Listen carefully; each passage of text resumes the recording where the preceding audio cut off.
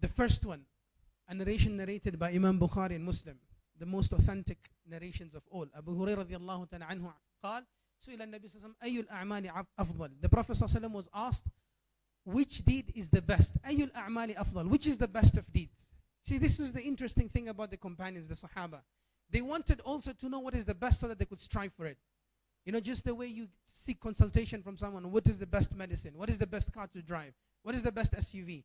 They would come to the Prophet ﷺ and say, Ayyul a'mali afdal. What is the best of actions? We want to stick to that. So the Prophet ﷺ said, Iman billah wa rasulihi. Faith in Allah subhanahu wa ta'ala and His Prophet. To believe in Allah and His Prophet, nothing better. Every other action in Islam is contingent to this Iman, faith in Allah subhanahu wa ta'ala. Number 2, jihadun fi sabilillah. To strive in the cause of Allah subhanahu wa ta'ala. Let's pay attention. Don't be bothered on taking pictures. I will share this with you. You will go with it. Don't worry. For free of charge. Parklands Mosque will give you that free of charge. So don't take pictures, nothing. Okay? I will be with you in Hajj, so don't take my picture either.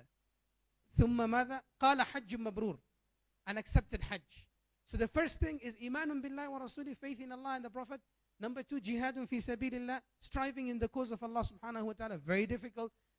And the last thing, hajjun mabrur, accepted Hajj. An accepted Hajj. What is an accepted Hajj? 3 things. A Hajj that is done with sincerity. We're not going there to show off because we have wealth. Right? You paid almost more than 500,000 shillings to do Hajj. You're not going there to show off. Some people unfortunately do that year in, year out just to show off. No. Sincerely for Allah subhanahu wa ta'ala. We're not doing it for anyone else, for any other reason, just for the sake of Allah subhanahu wa ta'ala. And the 3 conditions to be met. فَلَا رَفَثْ, no obscene language. وَلَا فُسُوقَ, no sins, no filth, nothing. وَلَا جِدَال, no disputation in Hajj. That's an accepted Hajj.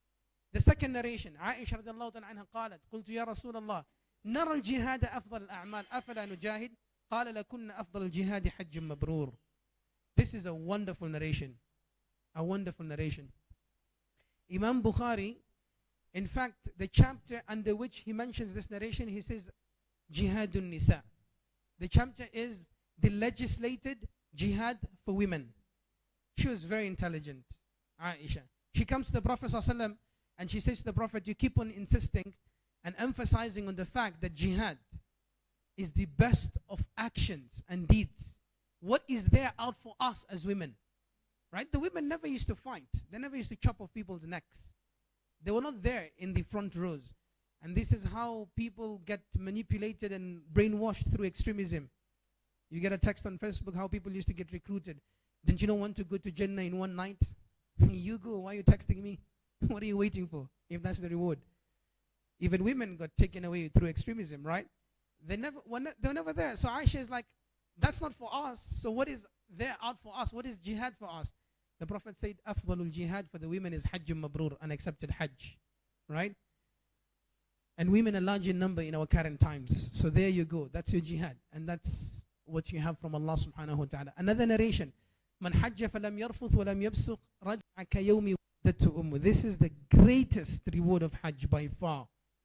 Whosoever will perform Hajj without any obscenity, walam yafsuq, without committing any sin, and he attempts to do that, if you fall in by mistake, bi'idhnillah you're forgiven. You don't attempt to do that intentionally. Raja'a kayomi waladatu ummu, you will come back as spotless as the day you were born, the day you came out of the womb of your mother. Sinless. No minor, no major sin. Sinless. You're forgiven. What better? So, in other words, you've gone for Hajj. It's like, taking your car for a wash. So dirty, it goes through an elaborate paint work and washing and detailing and everything. It comes back as a new car. So Allah is giving you an opportunity to go clean yourself, cleanse yourself. You're out as a newborn baby into the world again. Subhanallah. This is one of the greatest rewards. Another hadith, the Prophet ﷺ said, Al-umratu il-umra kaffaratun lima baynahuma wal-hajju al-mabrur lahu jaza'un illa al-jannah. Another great reward of Hajj. Al-umrah ila al-umrah, one umrah to another, is a means of expiation for whatever happens in between. So you performed umrah today, maybe after 4 months you performed umrah again. Anything that happened from minor sins are forgiven. Major sins require tawbah for this. وَالْحَجُّ الْمَبْرُورُ لَيْسَ لَهُ جَزَاءٌ إِلَّا الْجَنَّةِ. The only reward that one will take from an accepted Hajj is Jannah, and that's the biggest reward. There isn't any reward for an accepted Hajj except for Jannah. That is direct entry to Jannah. And that is why those people who die when they're performing Hajj, they're not even shrouded. They are buried in their Ihram. And the Prophet ﷺ said they will be resurrected on the day of Qiyamah, making the Talbiyah. And don't think it's easy to die in these are selected few people, chosen people who will die. The Saudi government tries and mitigates every possible casualty that could take place. But something happens, one of the other, out of the norm, and people are taken away. One of my teachers used to say, on a light note, he was in Umrah, one of my teachers when I was doing my postgraduate in Hadith, he was saying he was stuck in the lift years ago. Electricity was not even that abundant, and lifts had just been introduced in the market, and they got stuck in the lift. For hours, they got stuck in the lift. And then one of the old guys started crying next to him. He said, "What's wrong?" He said, if you have left my family, my wife, my children, maybe I'm going to die. My sheikh said to him, "Don't worry. You're not going to die. You don't die so easily. People have lived their entire lives in Medina waiting for that death. You think you will just die so easily stuck in a lift?" Relax, you won't die easily. These are chosen people. The Prophet ﷺ said about the people who will die in Medina, right? What did he say? They will be resurrected with him, right? Anyhow. So the people who die, they pray for that, or Allah subhanahu wa ta'ala chooses them. Another reward and excellence for Hajj is النفقة في الحج كالنفقة في سبيل الله الدرهم ب700 ضعف. رواه ابن شيبة. Spending in Hajj is like spending in the cause of Allah. A dirham spent is rewarded 700 times over. So those people who paid 500,000, 600,000, 700 for their packages, Allah has doubled it 700,000 times. The number is insignificant. The number is insignificant. It's way beyond that. Anything that you spend. I'm not saying the amount you spend in shopping, women. I'm saying about the amount you spend for going for Hajj. Okay? So the gold that you buy or the gold that you exchange there is not multiplied 700,000 times. The Prophet said, تابعوا بين الحج والعمرة فإنهما ينفيان الفقر والذنوب كما ينفي الكير خبث الحديد والذهب والفضة وليس للحج المبرور ثواب دون الجنة. The first statement, the Prophet ﷺ said, alternate between Hajj and Umrah, frequent, performing Hajj and Umrah whenever able, for they chase away poverty and obliterate sins, just as the blacksmith's bellows removes all impurities from metals like iron, gold, and silver. So whatever you have spent will not reduce you or take you back in poverty financially. Like, now your assets have dropped by 600,000 or 1 million shillings. No way. It actually is an expulsion of poverty. It gets rid of poverty. So what you have spent is actually an increase in your wealth. It'll come back with an increase. Once you've come back from Hajj, then you can let me know how soon you gain back that amount. Right? These are the protected guests of Allah subhanahu wa ta'ala. The ones who go for Hajj are guests of Allah subhanahu wa ta'ala. We are under the protection of Allah subhanahu wa ta'ala, no one else. This hadith is an indication. ثلاثة في ضمان الله. 3 people are under the guaranteed protection of Allah subhanahu wa ta'ala. 3 categories of people. رجل خرج إلى المسجد من مساجد الله. Someone who comes out to one of the houses of Allah subhanahu wa ta'ala, the masjid, like now you're in the masjid, you're under the protection of Allah subhanahu wa ta'ala. وَرَجُلٌ خَرَجَ غَازِيًا فِي سَبِيلِ اللَّهِ. A person who is in the cause of Allah in jihad. وَرَجُلٌ خَرَجَ حَاجًا. A person who has gone out for Hajj. You are under the guaranteed protection of Allah subhanahu wa ta'ala. That's a great reward from Allah subhanahu wa ta'ala. الحجاج والعمار وفد الله إن دعوه أجابهم وإن استغفروه غفر لهم. The pilgrims performing Hajj and Umrah, they are the delegation of Allah subhanahu wa ta'ala on earth. إن دعوه أجابهم. When you raise your hands in dua, Allah instantly responds to you. وَإِنِ اسْتَغْفَرُوهُ غَفَرَ لَهُمْ. And when you seek Allah's forgiveness and repentance, you are instantly forgiven. That's why it is so great. And it's such a great reward. Don't waste your time. And you have so many hours to waste in Hajj. And you have so many reasons to waste your time. Remember this hadith. Make du'as. You don't need to raise your hands. You can make du'as in your heart. You can engage in istighfar. Make astaghfirullah, astaghfirullah, basically your motto for Hajj. Right? Throughout. Extremely important. So these are a few benefits. Freedom from hellfire. Right? Allah subhanahu, the Prophet ﷺ said, ما من يوم أكثر من أن يعتق الله فيه عبدا من النار من يوم عرفة. So Allah subhanahu wa ta'ala every day, and in specific months like the month of Ramadan, every night, people are protected from Jahannam. Right? Their names are written off from Jahannam. And then the Prophet ﷺ said, there isn't any day in which Allah subhanahu wa ta'ala gives people protection from Jahannam more than the day of Arafah. This is the day in which Allah protects the most of people throughout the year from Jahannam. Okay? وَإِنَّهُ لَيَدْنُ ثُمَّ يُبَاهِ بِهِمُ الْمَلَائِكَ فَيَقُولُ مَا أَرَادَ هَؤُلَاءِ. When they come close on the plains of Arafah, on the day of Arafah, Allah subhanahu wa ta'ala boasts before the angels. The angels are the best of Allah's creation. They don't sin like us. Spotless creations of Allah subhanahu wa ta'ala. So Allah boasts in front of them, like, look, here are my slaves who have come, drawing themselves near to my mercy. And He asks them, مَا أَرَادَ هَؤُلَاءِ. What do they want? What do these people want? And of course, Allah subhanahu wa ta'ala knows better. And Allah subhanahu wa ta'ala grants them their desires. So these are a few virtues and excellence of Hajj. So you're not going on just an ordinary journey. You're going, oh, Ustaz Ruqayya has just come in now, subhanAllah. I just mistook someone to be Ustaz Ruqayya. They're behind, mashallah. Okay. You're not going on any ordinary vacation. This is an extremely important journey. Extremely important journey. You can just imagine being the guest of Allah subhanahu wa ta'ala. You are destined for the forgiveness of Allah subhanahu wa ta'ala if you do it right. You are going to get Jannah if everything goes well. So it's not an ordinary journey. It's an extremely, extremely important journey. Extremely important journey. Right? So take it seriously. Take every ounce and every step of it seriously. A few preparations that we need to do. Spiritual preparation. We'll go through a three. Spiritual, physical, and mental. Spiritual preparation. Very important. To spiritually prepare yourself. This is basically an Islamic principle. Before you get yourself close to something great, something extremely rewardable, before you come close to a rewarding season like Ramadan, it's heavily advised for you to purify yourself internally by increasing istighfar, repentance from sins. It paves the way for Allah subhanahu wa ta'ala to make your ibadah easy and to accept it from you. Because there's only one thing that can draw you back from being able to achieve your best during such kind of moments.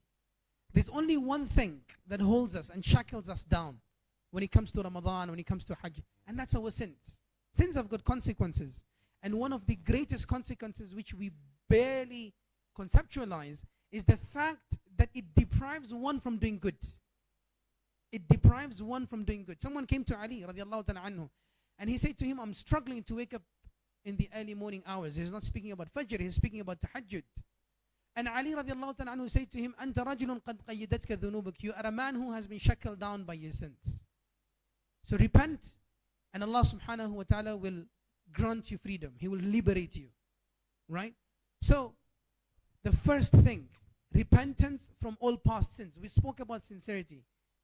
Renew your intention. Sincerity, you have to keep on checking yourself, self-reckoning.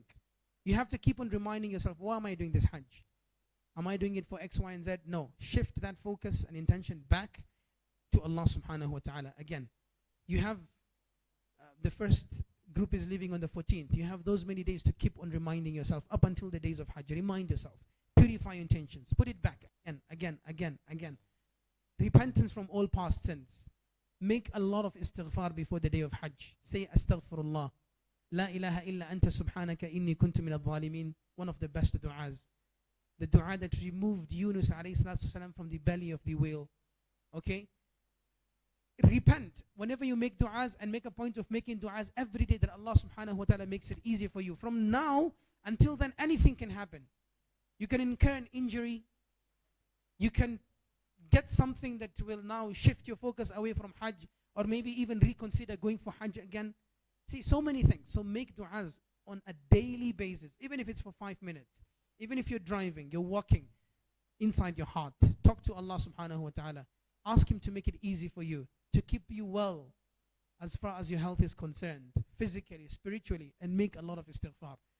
Surrender yourself and your heart to Allah subhanahu wa ta'ala. I've spoken about that. Just surrender it to Allah. We are the guests of Allah. Everything happens because of Allah subhanahu wa ta'ala. Anything can happen there. The only one to safeguard and protect us, and the only one to make things happen and go through smoothly is Allah subhanahu wa ta'ala. So surrender yourself. And that's Islam, to surrender and submit. Value the opportunity of being chosen amongst so many others to be a guest of Allah, and strive to be a good guest. See, Hajj is a limited number of people. People say, why doesn't the Saudi government not increase the number to 10 million? It'll never happen. Never ever. However much they get advanced in technology. Why? Because the manasik, the places of Hajj, the boundaries have been demarcated by the Prophet. Arafah is from here to here from the Prophet ﷺ. So even if the Saudi government wants to create a virtual Arafah, that's not Hajj. Even if they want to push the boundaries of Mina, they can't do that. It's demarcated by the law. In Haram, you can be 4.5 million people in the masjid. But in Arafah, you can only have an enough number that can fit in that zone. So from 2 billion Muslims, 2.5 million, 3 million people will be performing Hajj. You are definitely chosen by Allah subhanahu wa ta'ala. Don't take that lightly. Right? It's something extremely important. So value that opportunity and make yourself worth the result that comes with it, the rewards that come with it. Know that Hajj is a journey of the heart before it's a journey of the body. Right? It's got nothing to do with your physical ability, with your strength, nothing. It's a journey of the heart. The difficulties are there to purify your heart. It's there to discipline your soul. It's there to discipline us and nourish us, refine us. So it's a journey of the heart before it's a journey of the body. I'm not saying don't take care of yourself. Take care of yourselves very well from today and even there. Eat healthy from today onwards, even there. But remember, it's a journey of the heart before it's a journey of the body. Resolve outstanding differences with relatives and friends. Very important. Very, very important. Resolve outstanding differences. We all have differences. We all might have crossed to one another at some point or the other. Maybe your brother, maybe your sister, maybe your parents. Maybe you said something unknowingly and it hurt someone. Right? So resolve those differences. Seek forgiveness from everyone. From Allah subhanahu wa ta'ala first, but from everyone also generally. Right? Solve those outstanding differences. Go to your parents, to your sisters, whomsoever you know, and try and resolve those differences. And if you don't manage to do that, then make du'as for them. If you feel that you ever hurt someone in life, and there's definitely that one person who you felt that you've never had it well with, make du'as for them during the Hajj journey. Especially if you will never be able to resolve those differences now.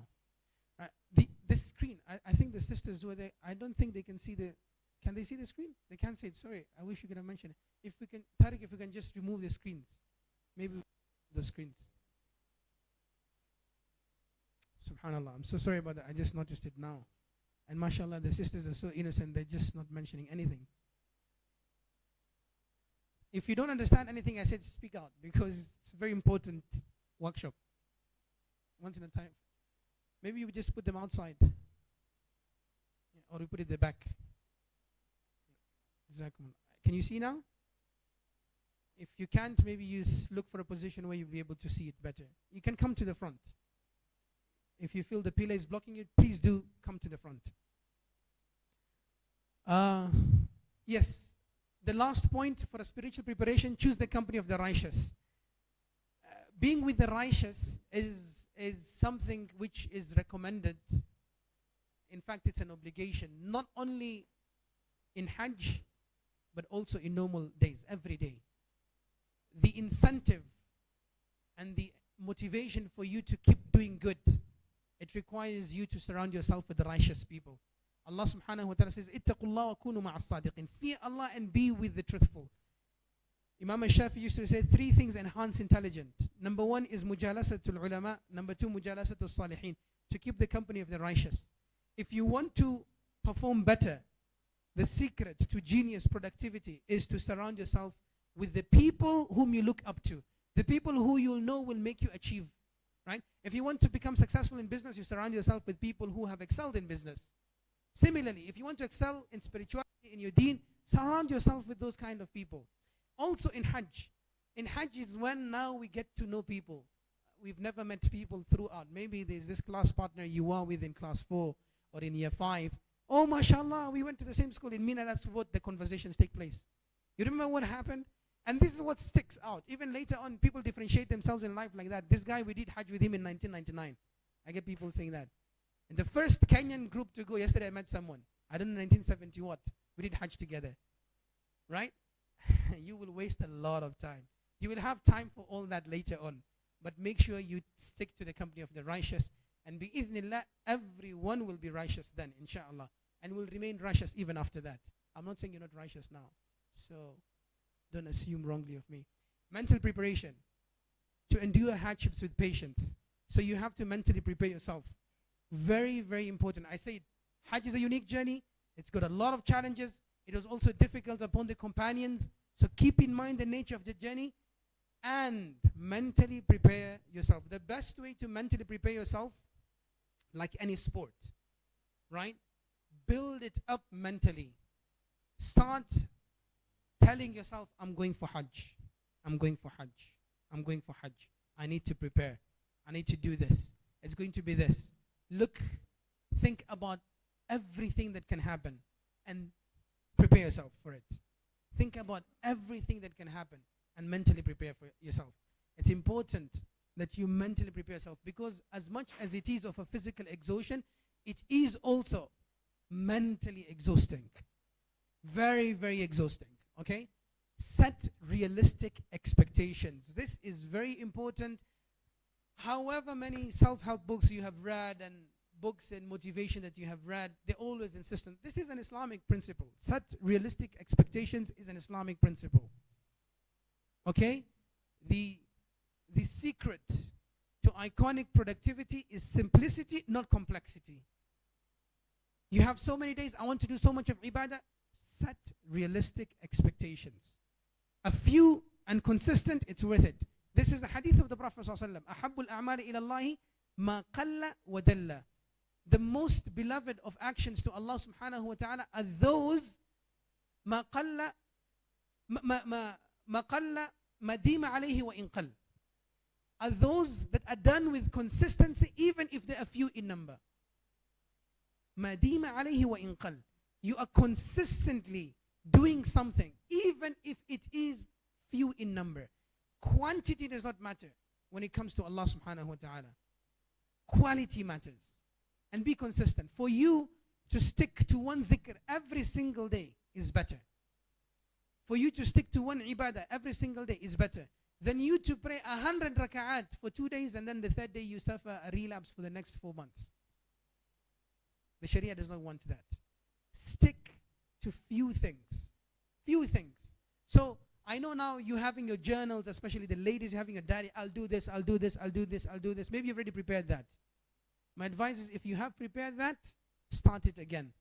And every page, write one thing. The first day I will do istighfar. I will stick to that. The second day I will do la hawla la quwwata illa billah. Stick to that. Don't fill in so many things. No. The secret to genius and iconic productivity is simplicity, not complexity. Make it simple. Okay? Because you will be so tired, you'll be exhausted, the heat is draining there, right? So just stick to a few things. Be realistic in expectations. Don't get into arguments and disputes. I've mentioned this. Limit shopping. Yeah, also fiqh opinions. Everyone is a scholar during Hajj. Oh, you've done this, this is what you need to do. No, you don't know. Ask ourselves, at times we get into circumstances there, we have no idea what to do, and we have to seek consultation from the fatwa booth. It's one of the good things the government has done. There's a fatwa booth everywhere. If you can't contact the imam or the guide who is with you in your group, go to a fatwa booth. You will find a fatwa booth 24 hours, and they speak all languages, even Kiswahili. Even Kiswahili, all languages. Say that I've messed up, this is what I've done, what am I supposed to do? And stick to the answer they give you. Stick to the answer that they give you. They know better. They're the ones who handle these events. They're the ones who prepare for Hajj.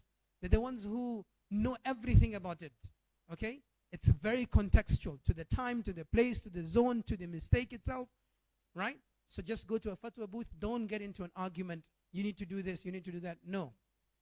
Stick to one person whom you're going to consult. Whatever he tells you, let it be. Limit shopping and avoid haggling with storekeepers over small amounts. Women. At times you find people haggling over the prices. I'm even like, oh, she better get it for free then. Hajj is not for shopping, as much as it is an incentive for shopping, especially for jewelry. But, you know, limit. It's not that time, okay? No one does, in fact, we all advise no one to do shopping in Mecca during that period. Do your shopping in Medina. Once you're done and you have already finished your Hajj, everything is set, you're going to Medina, then you do your shopping there. Spend a few hours in your shopping and spend your most of your precious hours in ibadah. That's what you have gone for, okay? All right. Adopt a positive attitude, hope for the best, prepare for the worst. I've mentioned all these things. Be prepared for tests which unusually come in unexpected ways at unexpected times, right? Make du'as that Allah subhanahu wa ta'ala gives you patience. But as I said, as much as of du'as you will do, patience does not come unless you practice it. We have to practice patience. Patience comes with practice. Practice, practice, practice. Have only one concern. Will Allah accept my Hajj? Have I done something compromising my Hajj? I need to engage in istighfar. I need to do du'as. Do it. If you felt that you did something wrong, you wasted your time, or maybe you insulted someone, seek istighfar and keep on going back again. And focus on the ultimate prize of al-Hajj. That is paradise. Right? You focus on the ultimate prize.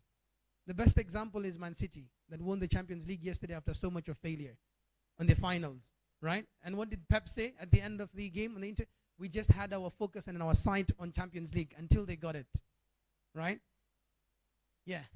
Even though we didn't want them to get it. Physical preparation. Hajj is a test of physical strength. It's a test of physical strength.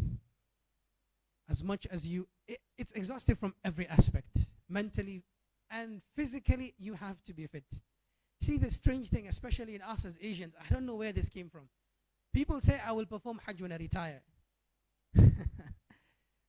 Dear brother, you will be a burden on people there.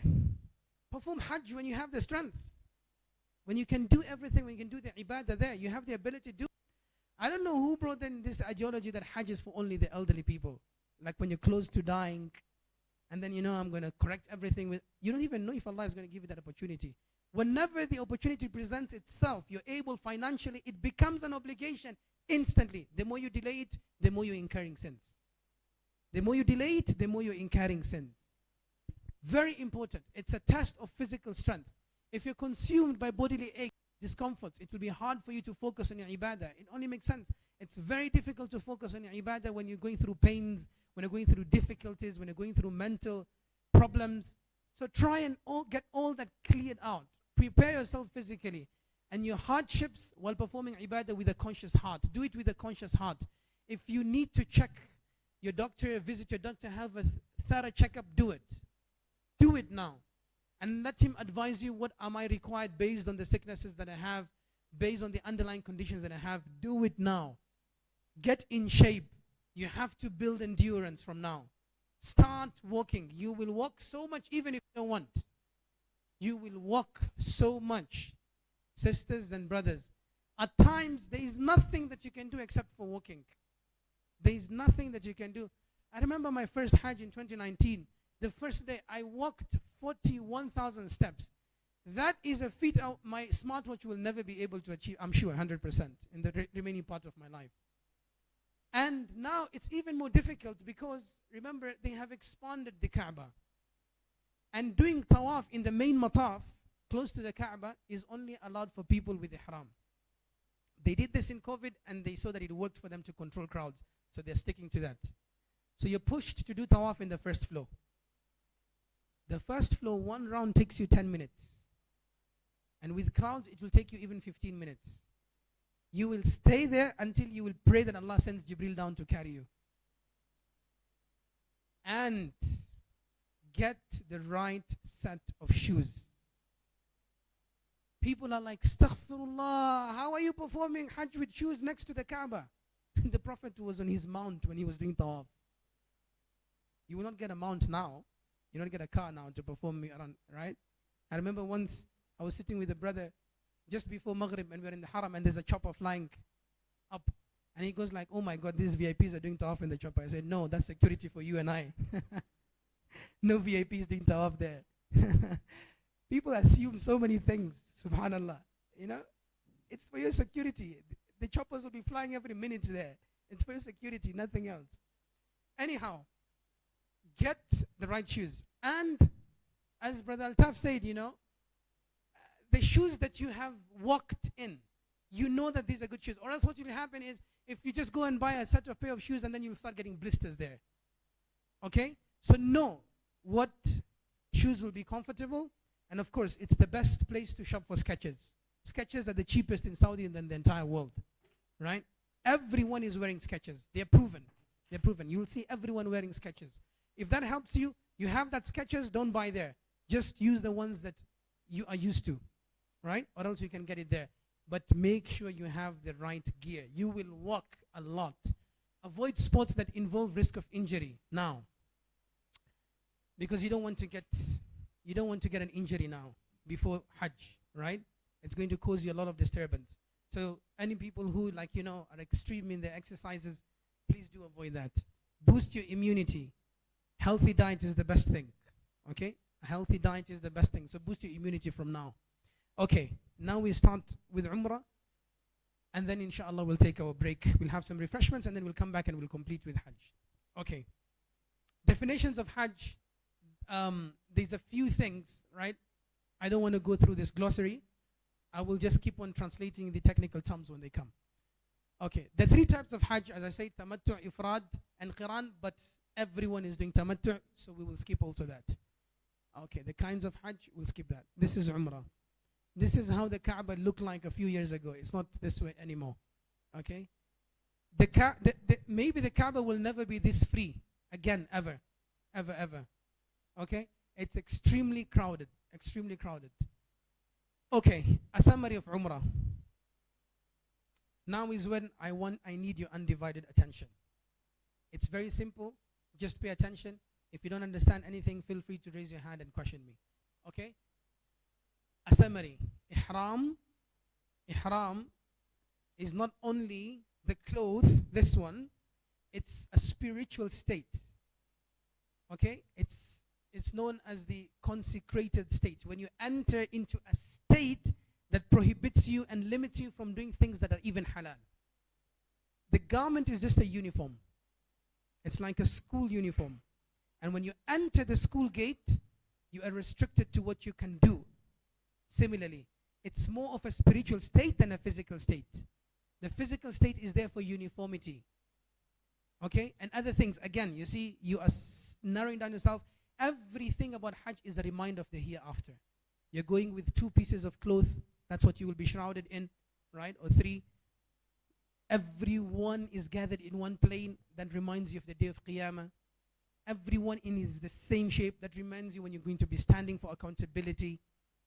You are walking towards one direction. That reminds you when everyone will be walking towards the place of accountability when you'll be resurrected. Right? So Ihram, that's one thing. But it's more of a spiritual state. Tawaf. Circumambulating the Kaaba 7 times. Okay? Sa'i between Safa and Marwa. Jogging, running between Safa and Marwa. Or walking between Safa and Marwa. Halq, that's one. It means to shave the head. Taqsir means trimming the hair. And both are accepted. And trimming applies for both men and women. For the women, halq doesn't apply. Okay? So dear women, don't mistakenly shave your head when you get there. Umrah, these are the pillars of Umrah. 3 things. Ihram, Tawaf around the Kaaba, and Sa'i. It's important to understand these classifications. Pillars, Arkan, Wajibat, obligations. Why? If you happen to mess up anything here, it invalidates your Umrah. And you have to do it again. Which is fine. You can always do your Umrah again. But this, you need to be more conscious when you're performing your Hajj. If you do anything that invalidates your Hajj, Oh my, oh my, oh my. You will have to go back again and do it because you cannot perform Hajj. Again there, you just say, I'm going back to Mina, and then I'll go back to Arafah, and then I'll come back to Muzdalifa. It's time bound. And it's in specific days. So if you mess it up, that's why I want you to be very conscious in what I'm going to say. Listen to me with your mind, with your heart, and with your ears. So these are the pillars of Umrah: Ihram, Tawaf, and Sa'i. Okay. The obligatory act of Umrah, wajibat. Obligatory wajibat is lower than pillars. Meaning if you happen to do anything from these, then there's a recourse. You can make up for it. You can give something and it'll atone for the mistake. Whereas pillars, if you happen to miss out on any of this, then the ibadah itself is invalid. You have to do it all over again. Have you understood the difference? Okay, let's go. Obligatory acts of Umrah, only two.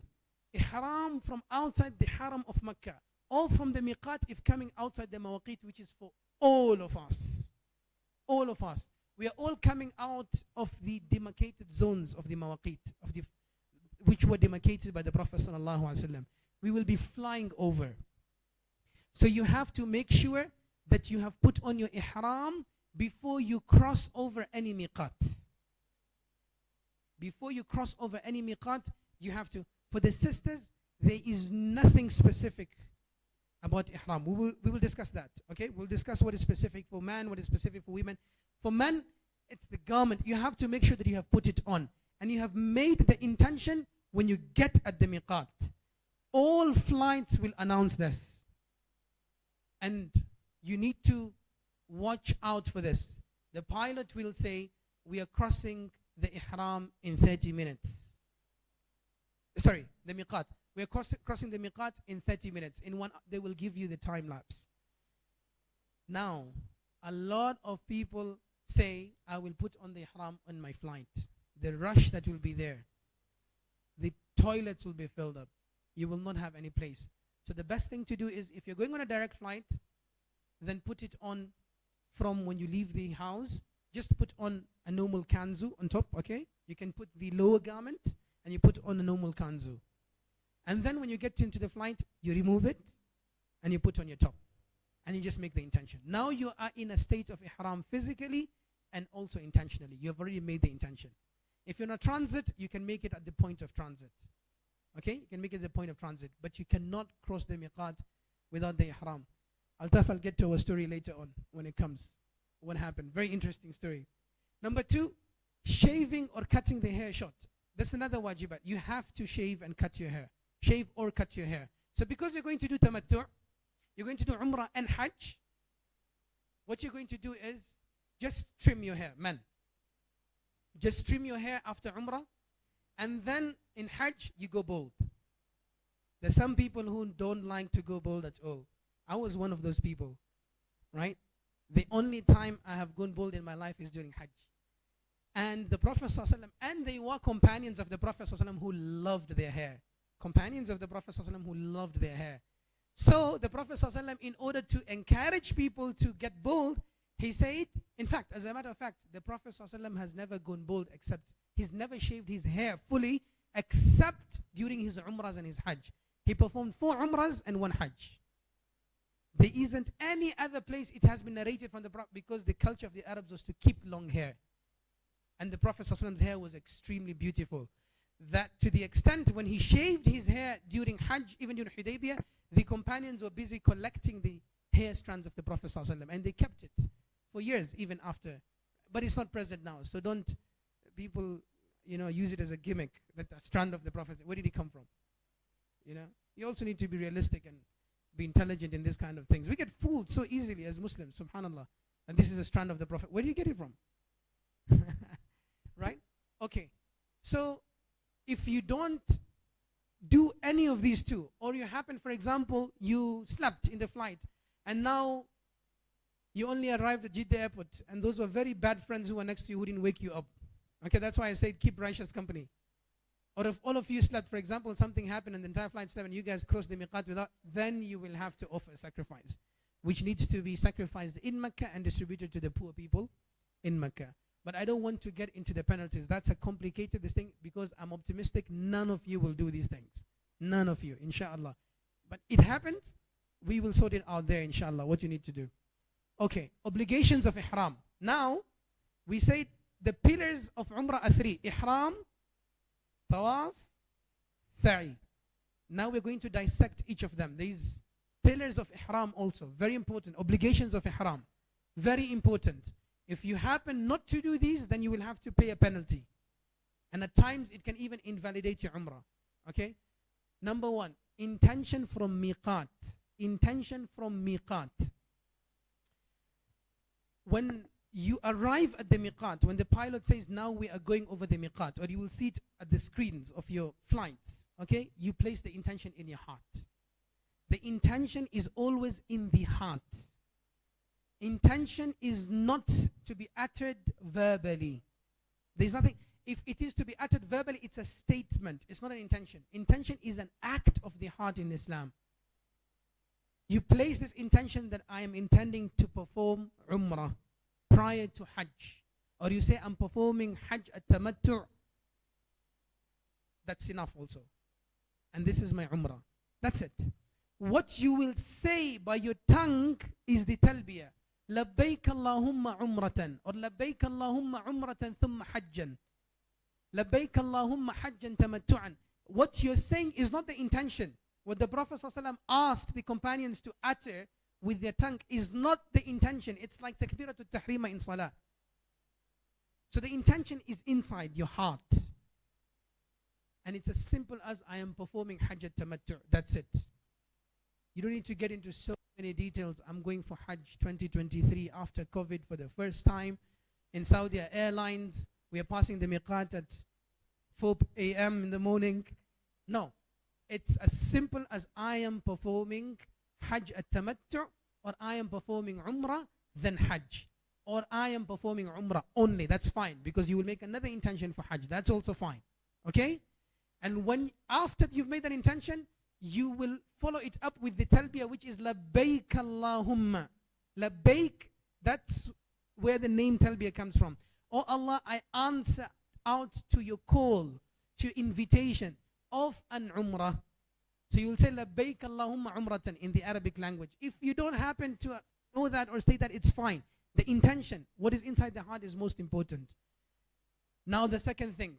Non-stitched clothes. Non-stitched clothes. People don't understand this at all. Non-stitched clothes. When the Sharia says you cannot wear stitched clothes, it doesn't mean that there should not be any thread work on the ihram. This entire ihram is a result of thread work. It's filled with stitches. It's a result of thread work. Even the ihram the Prophet wore was a result of thread work. Or else you will not get this show. What it means is something to be stitched that it creates a covering for a limb. So something stitched that it makes up for a sleeve, it covers a sleeve, or it becomes a trouser. That is what is meant by non-stitched clothes. It doesn't mean just no thread work at all, or else you will go naked then. Because this is thread work. Do you understand? It means that not it to be making up for a limb, like a trouser, it becomes a trouser because of how you stitched it. Because some people ask, like for example, if these days there's Velcro ihrams, mashallah. Ihrams with Velcro. I don't know how solid those Velcros will be. But anyhow, what happens, it's fine. If you have an ihram with Velcro, that's okay. If it's going to stick, that's okay. People are going to put safety pins just to hold it up. People are going to put any different, it's okay. What it means to have non-stitched clothes is anything that will make up a sleeve or a trouser. That's what it means. You cannot wear boxes in ihram. You cannot wear boxes or underwear in ihram because that makes up for a cloth. That's a cloth now. Okay? So these are the two obligations of ihram. The sunnah acts of ihram. Okay? These obligations, this is what you need to know. The sunnah acts, what follows after that. Okay? What the Prophet ﷺ advised and recommended. Taking a shower before your ihram so that you're fresh. Okay? You have gotten rid of your sweat. You can perfume yourself even then after taking your shower. You can apply deodorant. You can apply everything. Aisha radiallahu anha, she literally put her hand in perfume, in musk, and she put it on the hair of the Prophet ﷺ until she says that the effect of the musk was illuminating from the center head of the Prophet ﷺ. from the center mark of the Prophet ﷺ. So you can do that prior to Ihram. But don't use a perfume that will stain the Ihram. Okay, those powerful ouds that will stain the Ihram. Don't do that. Because then it will keep on remaining even after you have gotten into the state of Ihram. So you have to make sure it cannot be stained with perfume. Okay. Alright. So you trim your bodily hair, cut your nails, apply perfume. White Ihram is a sunnah. It's not a condition. It's a sunnah act. Ihram can be any color. It can be any color. It doesn't need to be white. But it's a sunnah for it to be white because the Prophet ﷺ preferred white. You can have any type of a shawl and that's fine. Should I mention our story, Altaf? Or not? Very interesting story. Let's just move ahead because we don't have time. Talbiyah. After Ihram until Tawaf. Another sunnah act, once you have passed the miqat, you have placed your intention. Now you're already in a spiritual state of Ihram also. You have entered into the state of Ihram. Remember, Ihram is a state. I'm now emphasizing that. You have entered the state of Ihram, you will keep on saying Talbiyah until you see the Kaaba. Labbaik Allahumma labbaik, labbaik la sharika laka labbaik. Until when you see the Kaaba, you will continue doing it. On flight, it's such an amazing atmosphere. Everyone will be doing the Talbiyah. Everyone in the flight. Amazing. The spirit of Islam resonates throughout Hajj. Right? You will keep on doing it, you'll get tired. Women will do it with a low voice. Okay? Not with a loud voice. Okay? Until you start your Tawaf. Until you start your Tawaf, you'll keep on doing Talbiyah. Salah before Ihram, preferably obligatory Salah. It's not an obligation to put on your Ihram and then to follow it up with a prayer. Or to pray a prayer and then put on your Ihram. So, it's not an obligation as people think. It's not an obligation as people think. You can put on your Ihram with or without any Salah. The Prophet ﷺ used to enter the state of Ihram after an obligatory prayer. It's a sunnah. It's not recommended. It's not required, sorry. Okay? So, before the Ihram, preferably an obligatory Salah. So, for example, you have prayed your Dhuhr prayers and then your flight. Now, it's all based on the time of flight. Okay? So, you might be able to achieve this. You might not be able to achieve this. But it's a sunnah act. When I say a sunnah act, I'm meaning the technical term sunnah, which is below the level of obligation. I'm not saying it's okay, you can leave it out, it's a sunnah, undermining the sunnah of the Prophet. No, that's not my intention. Let me get that clarified. A sunnah is a level below obligation, meaning it doesn't have the consequences of an obligation. If anything happens, then the consequences are unlike the consequences if you did not happen to fulfill an obligation. That's what I mean. So the sunnah act. Prohibitions of Ihram for both men and women. What is prohibited? For both men and women. Then we will discuss what is prohibited for men only and what is prohibited for women only. For both men and women, after you have entered the state of Ihram, that's after you have passed the miqat, removal of any hair from the body is prohibited. That's why it means a consecrated state, a sacred state, sanctified state. Even the halal becomes haram. One of the things that are not allowed is removal of any hair from the body. Now, sisters and brothers with long hair, this will always happen. If you happen to comb your hair, your comb will be filled with strands of hair, right? Okay? It's okay. It's fine. You did not intentionally do it. The purpose is intentionally doing it. Or maybe a brother with a long, thick beard, you play with your beard and maybe a strand or two came out. It's fine. Don't intentionally do it. And even when you're combing your hair, try and minimize how much of hair fall that will be there. But, if it does happen, it's okay. It's okay. People really make a big deal. Oh my God, I combed my hair and 2-3 strands came out. What am I supposed to do? Nothing. Cutting nails, you don't cut your nails after the state of Ihram. Before you do all that. After, no. But for example, you hit something and it knocked off your nail, that's fine. It wasn't intentional. It's accidental. Perfuming yourself after the state of Ihram. So in Hajj days, because Umrah will only take 4-5 hours at the max, 6 hours if there's too much of a rush. I don't think it will take 6 hours. But anyhow, if you're in the days of Hajj, a maximum of 48 hours will be in the Ihram. 48 plus hours.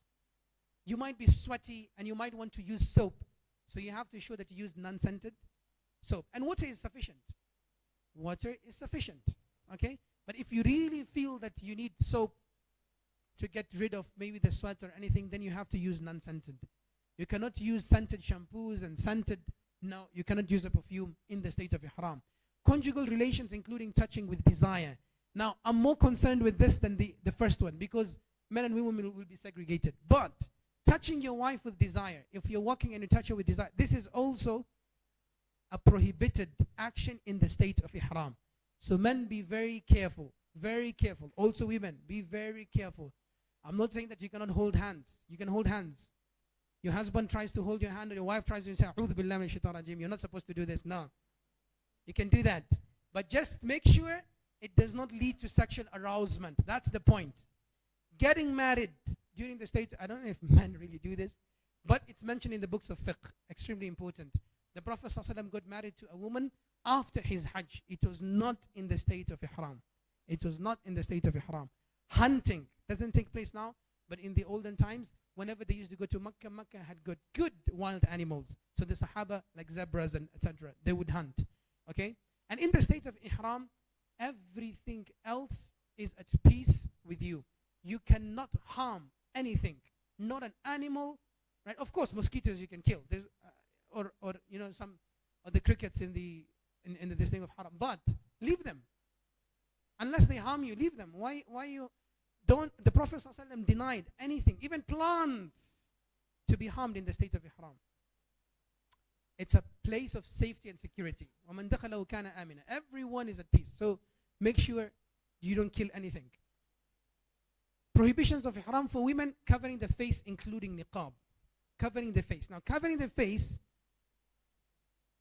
is the only prohibition for women. Now, women who wear the niqab, how do they go about it? In our times, there's much easier things, like, for example, the face mask, because the face mask is accepted during the state of ihram. Shades are accepted during the state of ihram. What else? Headphones, if you need them, okay, are accepted in the state of ihram. What else? Belts are accepted. Sunglasses are accepted. Anything else? You cannot cover the head. I'll get that for the men. Women, you will have to put in your scarf, so that's covered. You cannot cover your face. So for the women, there's so many solutions that the scholars give. Okay? One of the solutions that the modern contemporary scholars give is saddle. It's dal. You take a thin cloth and just drape it over your face. You let it fall over your face. According to some other madhahib, you put on a cap so that it doesn't touch your face. If you want to do that, that's also fine. Or you put on a mask. It will suffice for that. And Allah subhanahu wa ta'ala knows best. Okay? Aisha radiallahu ta'ala anha, basically, you see, the numbers were not as large as they are now.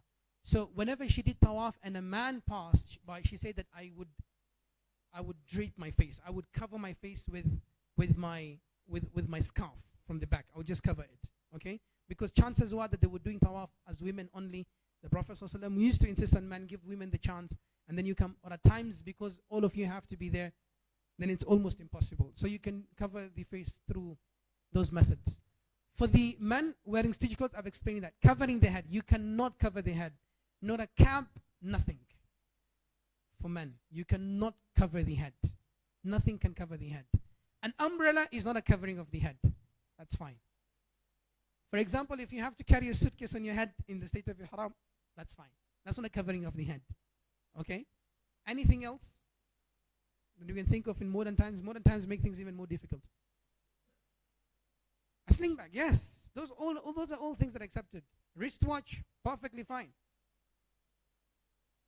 Yes, even the belt, fine. You have to have a belt, by the way, because you have to have money with you. You have to have something with you, so you have to have a belt. Yes, fine. Absolutely fine. That's not a cloth. It's fine. Anything else? Anything else? Women is straightforward. Women, you are in the state of ihram as you are. So, very easy. Now, the expiation for the violation of ihram. It's in so much of detail, right? Look, I've written there. Complicated. It's extremely complex. That's why I'm insisting. Let's make sure that no one does any of these prohibitions. Okay? Be vigilant. I will share this PDF with you. You can take a screenshot of what is prohibited. Just stick to that. It's simple. It's easy.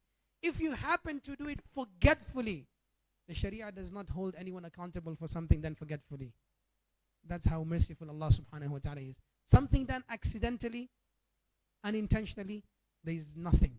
Nothing. It's only penalized when it's intentional. Okay? So don't fall into any of these. Okay? The pitfalls of ihram, crossing the miqat without ihram, we spoke about that. Thinking that ihram is putting the two towels merely. No, it's a state. It's a spiritual state. Thinking that the 2 raka'at before ihram are a condition to the placement of ihram. No, it isn't. Thinking that ghusl, shower or wudu is a condition of ihram. It's only a sunnah. Ihram is valid. We mentioned the obligations of ihram. Stick to that only. And covering the right shoulder, iltiba' at the miqat. I'll explain that. During Hajj and Umrah, it's a sunnah during the Tawaf of arrival. I will explain that in the coming slides. Another pitfall of ihram, thinking that anything that has stitches is forbidden for men to wear during ihram. Only sewn clothes made to fit the limbs are forbidden for men. Okay? Slippers. Let's discuss that, Umar. Slippers. Now, what type of sandals are you going to wear during ihram? Not for women. Women are so lucky. They can just wear anything, even shoes. They are already in the walking shoes even during the Umrah. For men now, that is where it becomes difficult. You cannot cover your foot fully. And the foot is a foot technically if there's anything above the ankle. That's the description, technical description of a shoe in fiqh. You will wear sandals, okay? The 2 strapped sandals, that's fine. That's not a question. The question comes with the double strapped sandals. In fact, I wanted to bring an example, I forgot.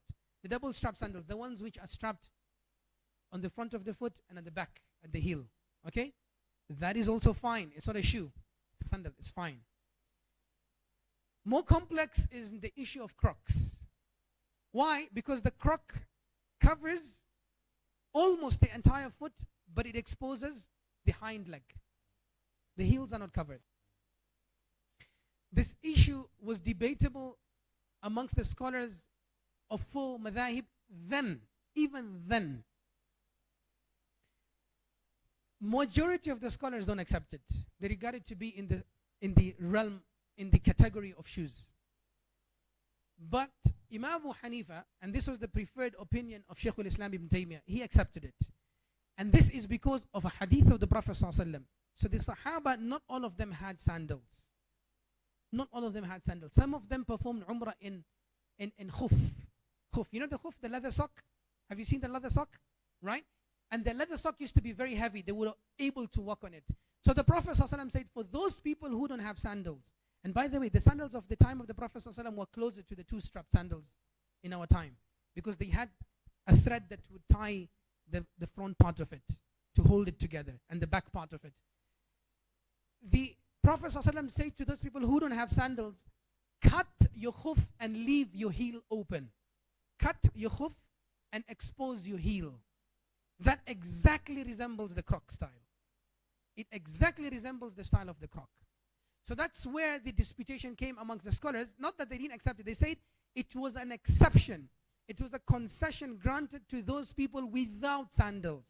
So if you have the privilege of having sandals, you cannot go for that. Shaykh al-Islam ibn Taymiyyah argues differently. He said, no, it's a concession. Because the Prophet ﷺ said, this is the way how to differentiate a sandal from a shoe. So this is what I will say.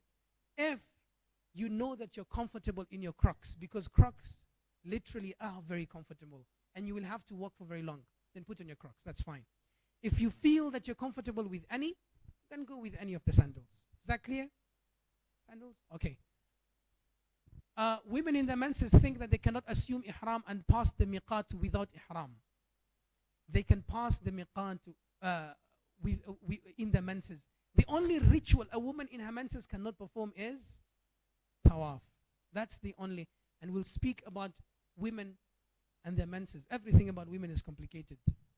I'm speaking about the technical sense. I'm not. Women thinking that ihram requires, or else in the technical sense, the men are more complicated because we have to wear ihram. They have got nothing. Women thinking that ihram requires particular clothes or white clothes. The only ihram requirement for women is to uncover their face and their hands. Their face and their hands.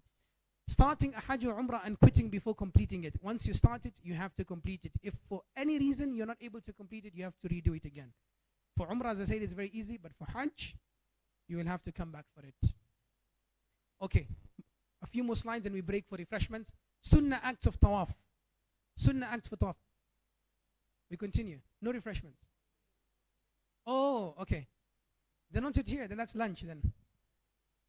And by the way, if we don't finish this workshop before Salah, we will stay here. The Salah will go on. And we will pray our Salah here. It's okay to skip the obligatory congregational prayers for men when there's an important thing that is happening. And one of the exceptions that the scholars make is a knowledgeable circle. If we break and we come back here, 50% of that knowledge will be washed out. And most of you will run away. Okay? Anyhow, the Sunnah acts of Tawaf, not obligation, Sunnah acts of Tawaf, Raml. First 3 rounds in the first Tawaf only, Tawaf al-Qudum. Raml. Raml is basically, what is Raml? Raml is basically walking with arrogance. That's what it is. Walking, portraying an attitude of arrogance. Putting your chest out and showing your strength. Why did the Prophet ﷺ legislate this? So when the Prophet ﷺ came back for his Umrah, when the first time they were allowed to step into Mecca, the mushrikeen insulted them. And they were kind of making a joke out of them. That the Medina's fever has weakened the Muslims. Because the Medina's fever was very known. Until the Prophet made a dua that Allah subhanahu wa ta'ala gets rid of the Medina fever. Which Allah did. But they made a joke and a mockery out of the companions that the Medina fever has weakened them. So the Prophet ﷺ said, in the first 3 rounds, you will do raml. Walk with the chest out boastfully. And the mushrikeen, when they saw that, they said like, these are the guys who are saying they're weak. These guys have not lost any strength. Okay? Now this is a sunnah for the men only. Unfortunately, the men don't do it. The women are the ones who do it.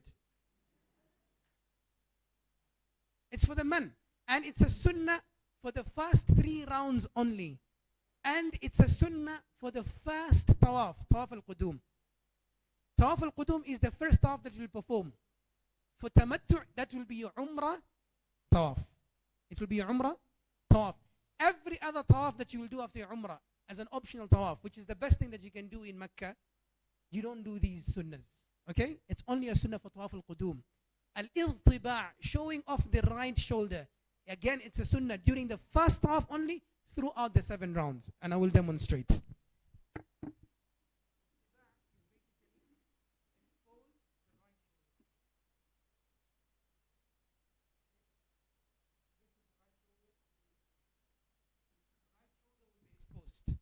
This is for the first tawaf only and throughout the tawaf, the first 7 rounds.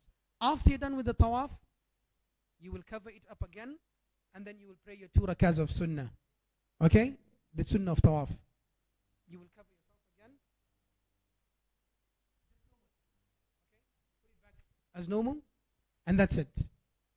Al-Iltiba'. This is another sunnah. Kissing the black stone is a sunnah. It's not an obligation.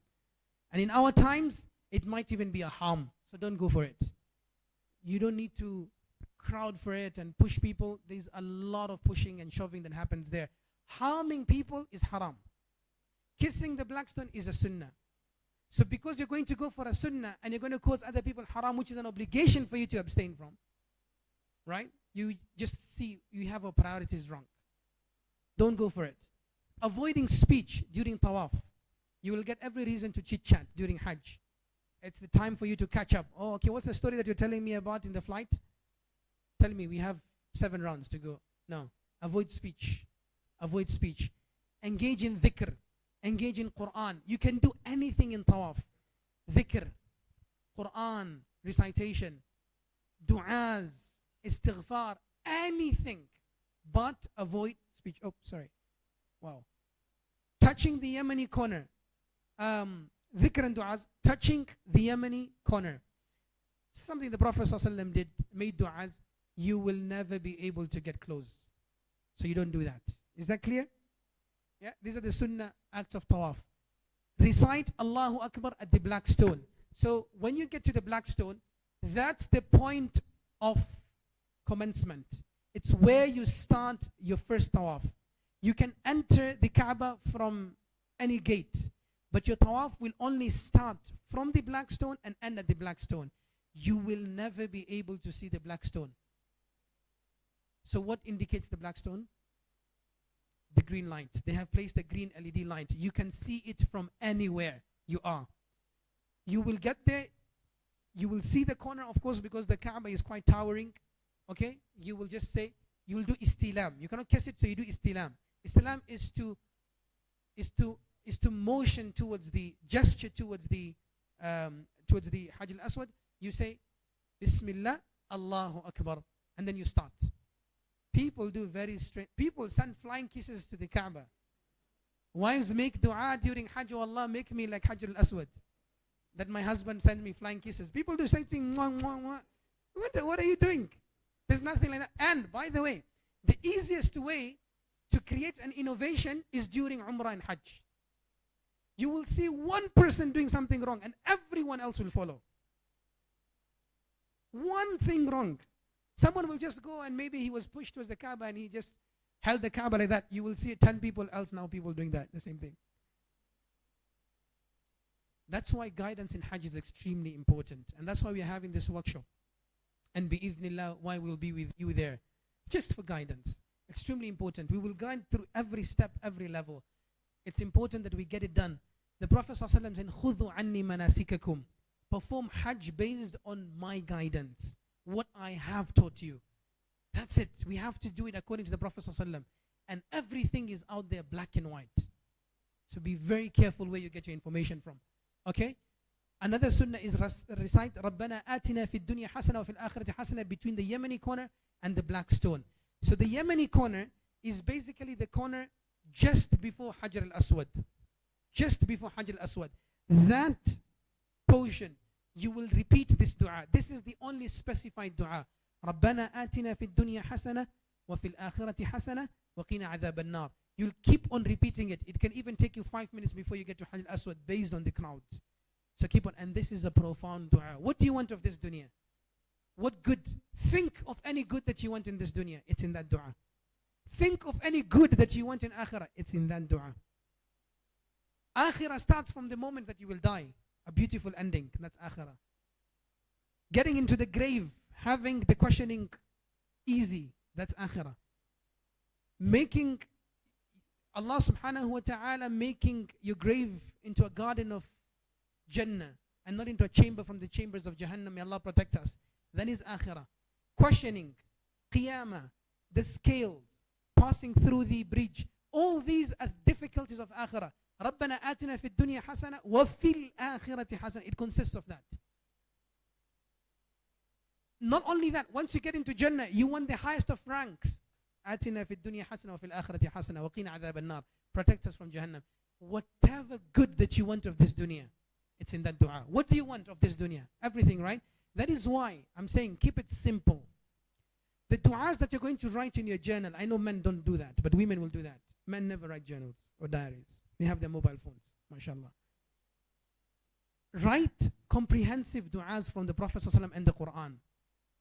Our words are fallible. They are, with so many mistakes, we cannot achieve what the Prophet achieved with 2 statements. So have like 5 du'as. Just say 5 du'as, comprehensive du'as.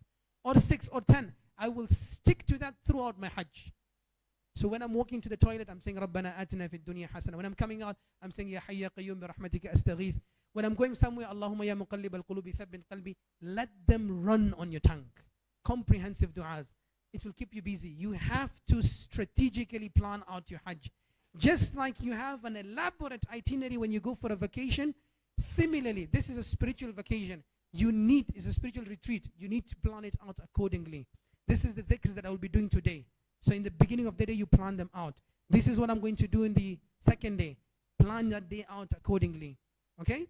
That way, you will have something to do which will avoid you wasting time. If you fail to plan, you're planning to fail. 2 rakah salah after the tawaf. And the Prophet ﷺ prayed it behind Maqam al-Ibrahim. You will never be able to pray a salah there. Never. So don't force your way there. Just pray it anywhere. And don't cause harm to also the security guards there.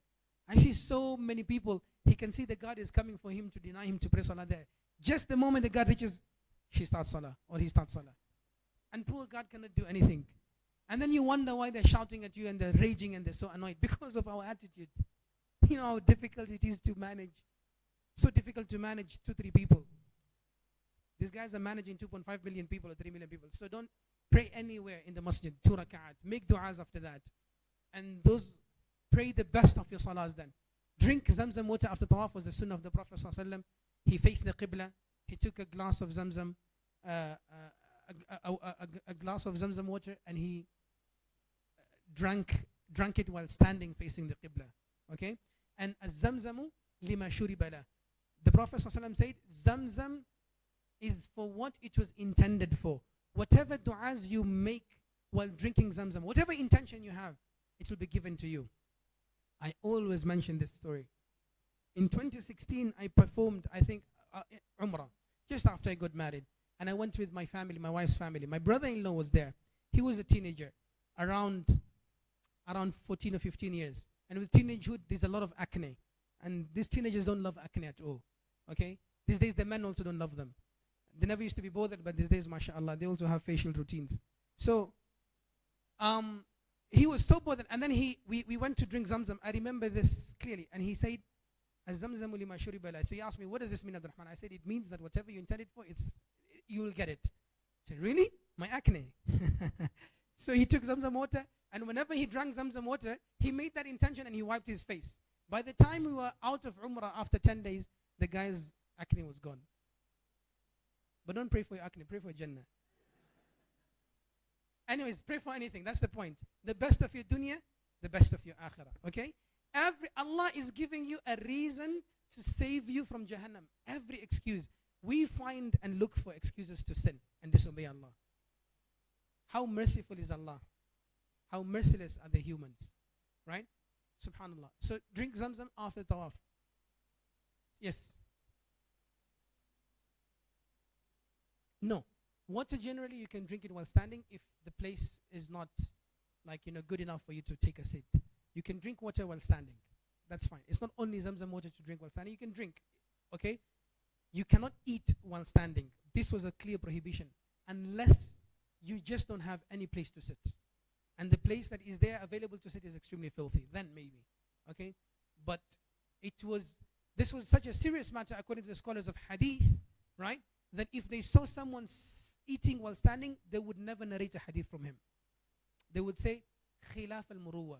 It is something that dishonors the character of a believer. Okay? So, yeah. When you, now, sa'i. We're done with tawaf, right? So remember, you begin with Hajar al-Aswad. The Hajar al-Aswad will be on your left. Okay? And you are going around the Kaaba anti-clockwise. Right? And you make any dua. And when you reach the Yemeni corner, to the Hajar al-Aswad, you say, رَبَّنَا آتِنَا فِي الدُّنْيا حَسَنَةً وَفِي الْآخِرَةِ حَسَنَةً وَقِنَا عَذَابَ النَّارِ. You can make any dhikr, any dua. We said ramal, like walking proudly, is in the first 3 rounds for the first tawaf. That's your Umrah tawaf.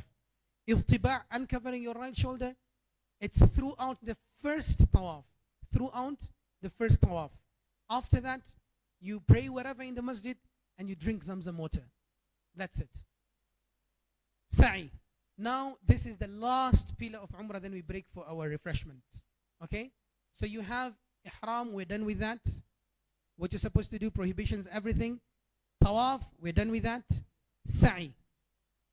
Next. The acts of Sa'i. Recite when nearing the place of Sa'i, Inna Safa wal Marwata min sha'airullah. This verse. It's a Sunnah act. It's a Sunnah act.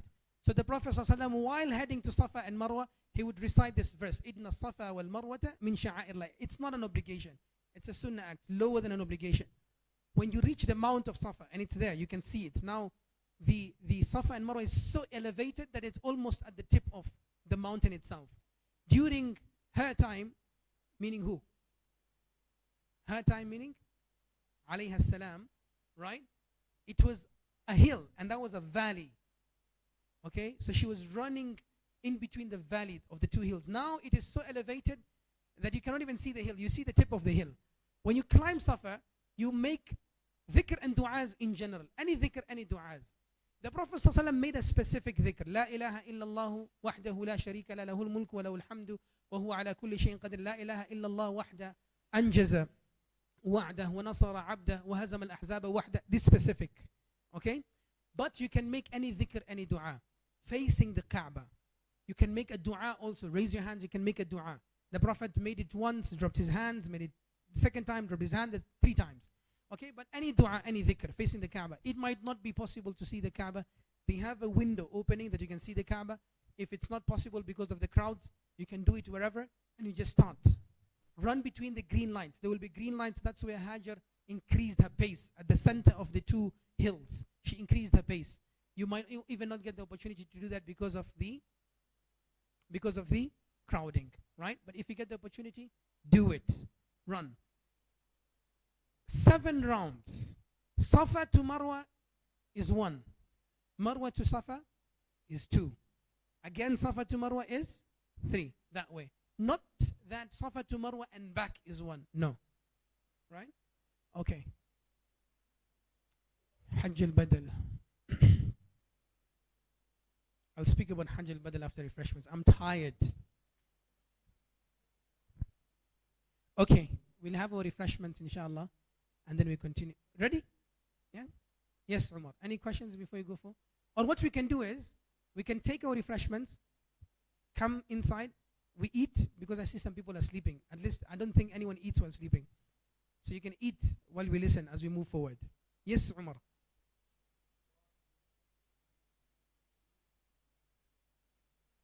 In Tawaf, you have to be in wudu. Because the Prophet ﷺ said, "At-tawafu bil-bayti kas-salah." The same conditions of salah apply to Tawaf. I was going to discuss that when we come to Hajj. That's what we said. The only moment that a woman, the only act of ibadah that a woman cannot engage in her menses is Tawaf. Everything else she can do, even Safa al-Marwa. Because that's outside the mosque. But Tawaf is in the masjid, the main. That's the Kaaba itself. So that's where it gets complicated. So if you happen to break your wudu, you have to go do wudu and come back again. Right? It even becomes complicated with women who have got discharges. You will have to get that clarified from Musa Ruqayya or someone, a woman who's got the knowledge of Hajj, tell you what to do about it, okay? I don't want to get into the details of that.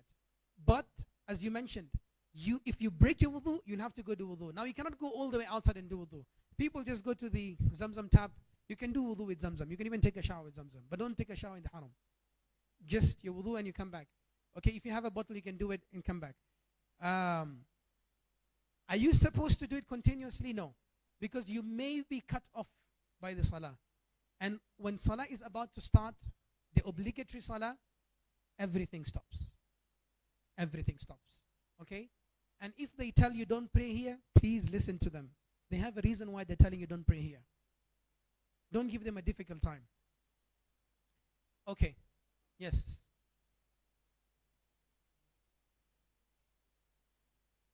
Yes.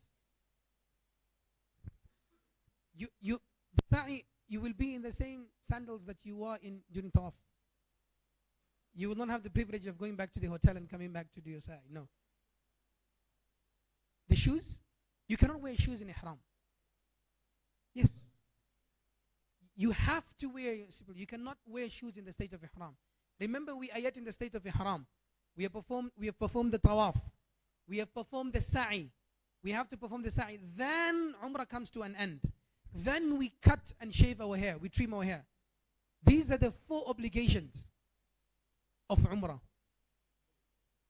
Yes, you can wear slippers. You can wear slippers. Assalamu alaikum.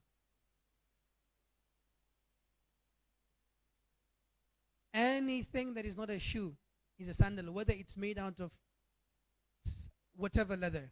Crocodile skin, snake skin, goat skin, camel skin, cow skin, anything is fine.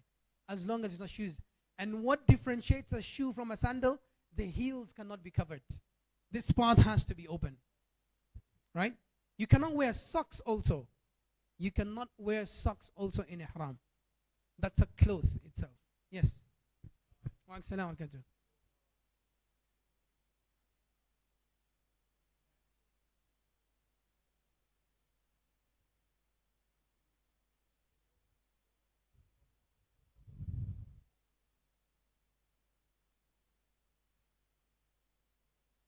My brother, if you don't wear those sandals, the blisters that you will get, you will wear your sandals even in the main mataf, as I'm telling you.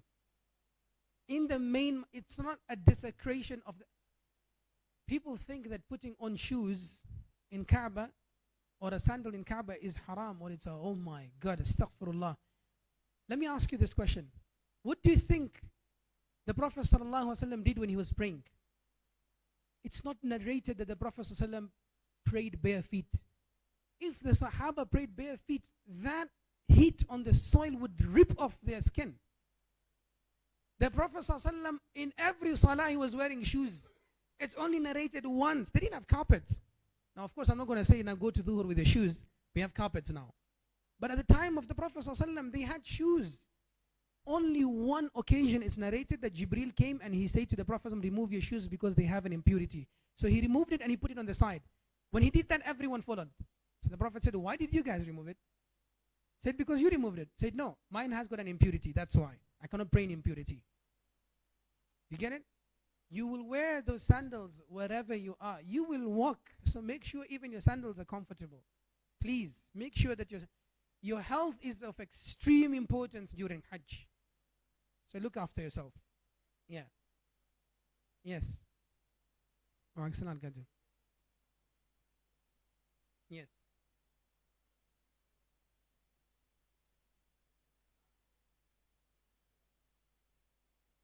You will pray it anytime, even if it's after Fajr. Anytime. Okay? That's acceptable. Naam. Wa alaikum salam wa rahmatullahi.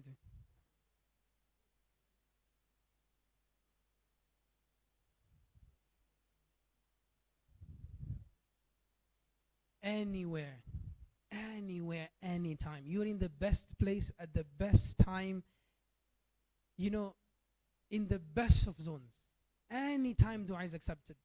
Anytime. You remember the hadith that we studied in the Excellence of the Hajj, the Prophet ﷺ said, when they make a dua, Allah instantly accepts it from them. We are the hosts of Allah. When a guest comes to your house, you give them everything, right? You never like anyone to drive your car. But a guest comes, a precious guest, you say, have the car. You've banged it, no worries, I'll sort it out. Right? We're the guests of Allah. Allah accepts du'as from us, bi'idhnillah. And also let me clarify this. The fact that Allah subhanahu wa ta'ala has called you and given you the tawfiq to prepare for Hajj, He's calling you there to accept it from you. He's not calling you there to reject you. We can do that. I can call someone all the way to my place to torture him. Allah cannot call anyone to his house so far with so much of an effort in order to torture you. Allah is calling you to accept it from you. Just make sure that you do it right. Correct your intentions. Keep on reminding yourself that we're the guests of Allah. We don't abuse, we don't misuse the commands and everything. But Allah is there to accept it from us, right? We have to have an optimistic, أَنَا عِنْدَ حُسْنَ ظَنِّ عَبْدِي بِي, I am by the positive thoughts that my slave has of me. In khayran fa khayr wa in sharran fa. You think good, Allah will give it to you. You think bad of Allah, that's how you're going to get it. Yeah. So the last two questions. What we're going to do is, because the refreshments are waiting, we'll take our refreshments and then come in. Maybe as you're taking it, we can ask those questions. Okay? I'll take a question from the brother, and there's a sister there. Yes. Wa alaikum salam. Very, very recommended during Hajj. Because the barbers are so far in the first place, okay, the best thing would be just go to the hotel and trim it in Mina last year. We were looking for barbers in Mina, and Mina's designated barbers are all there in Jamarat. And mashallah, Kenyans, as valued as we are, our tents are the last tents in Mina. You cannot walk 10 kilometers just to go get a haircut. So I had a trimmer. The trimmer ended up shaving almost everyone in that. So it's so important to have that, right? It's so you can even make a business, charge people. You'll come back rich. Okay? Carry a trimmer, it's good. If you do get to come, you see, the women, it's very simple. Just a finger length of their hair, and they're going to trim it. There's a diagram that will come during the end of Hajj, right? For the men, carry a trimmer. Trim your hair. Don't shave your hair during Umrah. I would recommend this, okay? Unless you know that you have jeans wear that grow your hair rapidly. In a week time, again, you can go bald. Just trim it, then in Hajj you go bald, okay? Yes. The sister there, yes. No, not really. وَمِنْ آيَاتِهِ خَلْقُ السَّمَاوَاتِ وَالْأَرْضِ وَاخْتِلَافُ أَلْسِنَتِكُمْ وَأَلْوَانِكُمْ. Of the miraculous signs of Allah subhanahu wa ta'ala is the different colors and the language He has created us with. All the languages that we speak are also from Allah. This is an indication. So don't insult or undermine someone else's language. It's of the miraculous signs of Allah. If you cannot do it in Arabic, as I said, have comprehensive du'as, 5 of them, 10 of them, keep them with you, right? And keep on running them on your tongue. But for general du'as, make it in any language. Allah subhanahu wa ta'ala listens to everyone at the same time in their different languages, and He can give everyone their ask and it will decrease nothing from His treasure. Nothing is impossible for Allah to give. You cannot think dua is basically asking Allah for the impossible. People go for Umrah and Hajj just in order to be treated from cancer stage 4. And it happens. You listen to the stories that scholars mention, and scholars advise people, you have this, go for Umrah and make du'as for that. And people sincerely have made those du'as and they've been accepted. The du'as have been accepted. Make du'as for anything. Because the one who is to give, nothing is. The Quran is filled with those examples. Zakaria was old, his wife was barren, he asked for a child, Allah gave it to him. The dua is filled with those examples. Ask for anything and everything. Best of your dunya and your akhirah. Let's get the refreshments inshallah and we come back. I don't know how are we leaving. They can just come on. Okay. Barakallahu feekum. Tafaddal. Can go for it.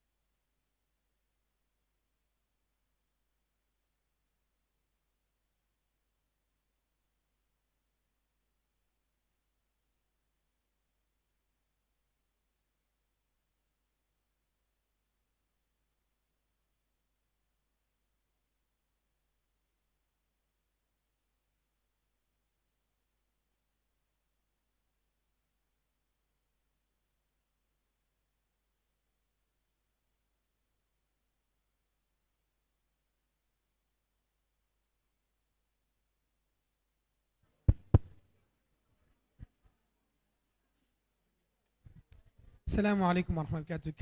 Can we kindly resume? We request everyone to come inside. You can sip your tea as we move forward.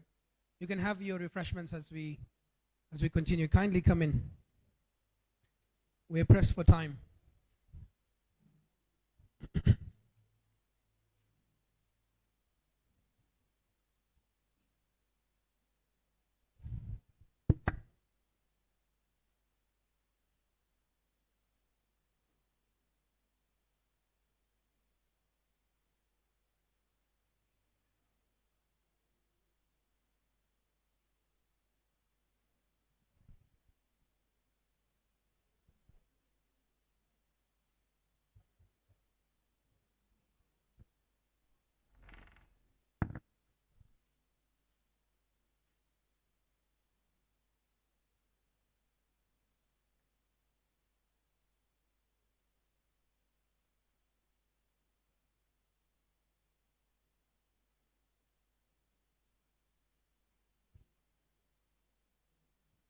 Is everyone inside? Are we good to go? Are you, everyone is inside? Yeah?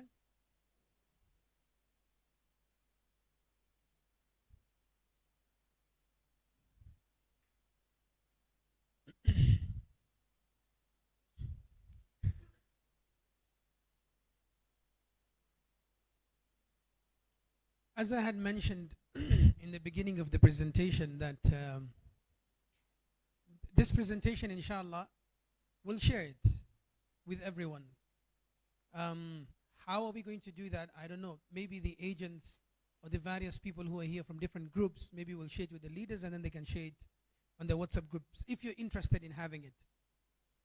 Okay, another announcement is the group that is going with Parklands Mosque and Al-Mi'raj.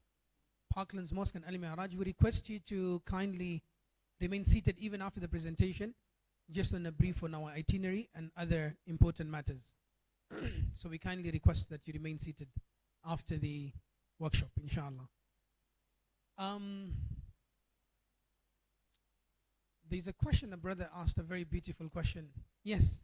The brother asked, like, if you're wearing sandals and you feel that maybe you stepped on something that is impure and you have to wear them, and maybe go for tawaf, maybe use the toilet or anything, maybe there might be remnants of impurities that are stuck to the sandal. You can always rub them on the ground. Okay, the purification of solid surfaces is to rub them, like sandals, is to rub them off. Okay, if in case you do fear that you stepped on something impure. Okay, yeah. So I think we can continue. So before we begin with Hajj, 2 points that I need to clarify. Number one is performing multiple Umrahs. Okay, and number two is performing Hajj on behalf of someone else. Performing multiple Umrahs is not recommended. Is not recommended. This is what we understand from the hadith of the Prophet ﷺ. During the Prophet ﷺ's Hajj, he was there for a very long period. And the Prophet ﷺ did not perform any other Umrah.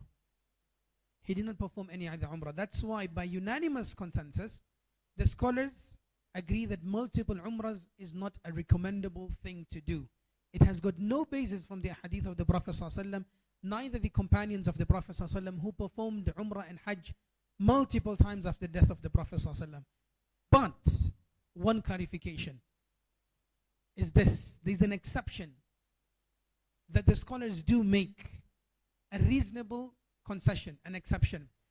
For example, you want to perform Umrah on behalf of someone who has passed away, on behalf of your late father, on behalf of your late grandfather, on behalf of your late sister, your brother, etc., etc., etc. Someone beloved to you, close at heart, you want to perform another Umrah, you can do that. The scholars grant concession of this. Why? Because we are foreigners. We don't have the privilege of being at close proximity with the Kaaba. You can perform it on behalf of someone else. But I will say something very important. Don't end up performing so many Umrahs, because remember, it's very tiring. Umrah can be even half an hour if there's no traffic, or 1 hour. But because of the commotion, the number of people, the crowds, the logistics, everything, it can take, and it's tiring. Because you have Hajj coming, which is the main event, don't exhaust yourself in other things. Okay? Even your ibadah, plan it out well accordingly. I'm not saying that now Imam said that we should not exhaust ourselves, so I'm not even going doing any ibadah, I'm not even praying any salah, staying here. No, that's not what I'm trying to say. Don't overdo it. Don't exert yourself. And this is a principle from the Prophet ﷺ's hadith, إِكْلَفُوا مِنَ الْأَعْمَالِ مَا تُطِيقُونَ. The Prophet ﷺ said, just take up from actions that you are able to handle, that you're able to do. If you try and make it difficult, the religion will overwhelm you. So that's an important thing. So a deceased person, or a person who has a permanent sickness with no hope of recovery back home, you want to perform an Umrah on their behalf, that is okay. An old person who is not able to perform Umrah, so no sickness but extremely old, or fulfillment of a vow. Fulfillment of a vow. You made a vow that, Ya Allah, if you give me 1 million shillings, I'll perform an Umrah. Or if I do this, if I pass my exams, I'll perform an Umrah. Let me tell you something about vows before that. Vows are disliked in the Sharia. The Prophet ﷺ said, do not make a vow. فَإِنَّمَا يُسْتَخْرَجُ مِنْ بَخِيلٍ. The best that it does actually shows that you're selfish. It makes the selfish person spend in the cause of Allah. Why do you need Allah to do something for you in order to do something in return? That reconciliatory attitude with Allah subhanahu wa ta'ala is not recommended. So don't make a vow. Do it. If you make an unconditional vow, that's fine. I'll just do an Umrah, regardless of what happens or what, that's fine. But to do something, if I happen to do this, I will give 500,000 shillings. If I happen, no, just give it. Right? Because you do not know whether that will be possible or not. Just fast. Just pray that salah. So vows are not recommended in Islam. Unlike normal belief. So, yes. No. It's an ibadah. You can only have one intention for one person at one time. Right? Many scholars discourage the repetition of Umrah for the above reason. Right? For no other reason than the exceptions made above. Just perform multiple Umrahs. Every single day people want to perform Umrahs. Don't do that. The best ibadah in Mecca after completion of Umrah is Tawaf. One can do as many Tawaf as one wishes in your normal clothes. You can just perform Tawaf. That's the ibadah, one of the best ibadah. And you might not be able to do that because now the circumambulation is so long. And as I said, also don't exhaust yourself before Hajj because you need that energy, right? So be careful. But if you're going very early, like those people who are leaving on Wednesday on the 14th, you can do it. No worries. Hajj on behalf of someone else. Let me mention this before I move ahead. Hajj al-Badal. Anyone performing Hajj on behalf of someone else? Anyone performing Hajj on behalf of someone else? Only Yasin uncle. Anyone else? MashaAllah. Anyone else from the women? MashaAllah. Okay, the condition is that you have done Hajj on your own behalf first. The condition is that you have done Hajj. Your obligatory Hajj is done, you as an individual. This is the first condition. So I am assuming the people who you've done your Hajj, Alhamdulillah, that's fine. You can do it on behalf of whoever. The Prophet ﷺ, during his Hajj, he saw a man, and the man was saying, Labbaika Shubruma, Labbaika Shubruma, Labbaika Shubruma, on behalf of Shubruma, on behalf of Shubruma. The Prophet said, Woman Shubruma, who is this Shubruma? He said, so and so, I'm performing Hajj. The Prophet said, have you done Hajj on your own? Have you completed your own Hajj? He said, no. Prophet ﷺ said, then this Hajj is for you. So that's the first condition, okay? The second condition, the person you're doing it on behalf is either deceased or physically disabled because of age or terminal illness. They just can't perform it. They just can't perform it. If someone does not have the financial ability, then Hajj is just not obligatory on him. Someone may have the financial ability, but he's extremely old or extremely sick. It bars him from being able to perform Hajj. These are the type of people that you could perform Hajj on their behalf. Okay? Or someone who has passed away. And the best thing that you could do for someone who has passed away is an Umrah or a Hajj. And prioritize your mothers. The scholars also give this advice because the Prophet ﷺ gave the mother 3 levels before the father. Okay, so prioritize the mothers if you want to do it on your behalf. and then she's more deserving of that priority. And then if you have done it already on your mother's behalf, then you do it on your father's behalf. Yes?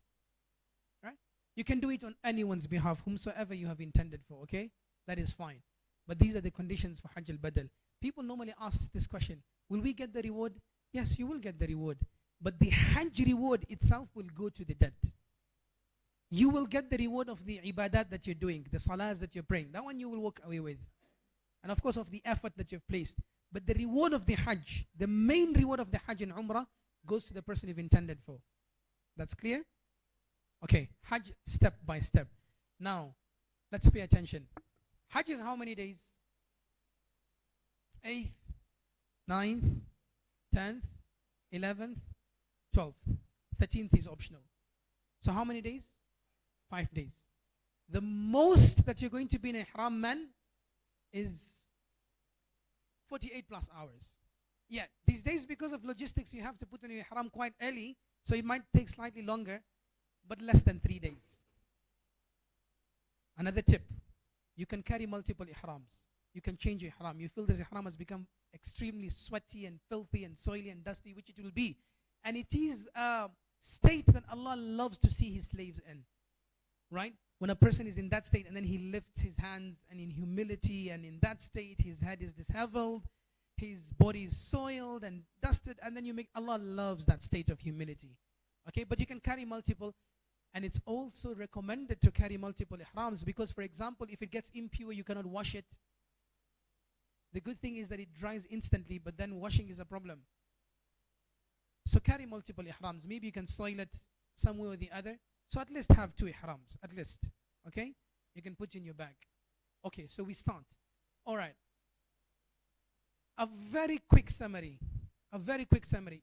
Don't even look at this. Just listen to me. You look there, you will get distracted. I will give you a very quick summary, and then we go into the detailed aspect of it. It's simple.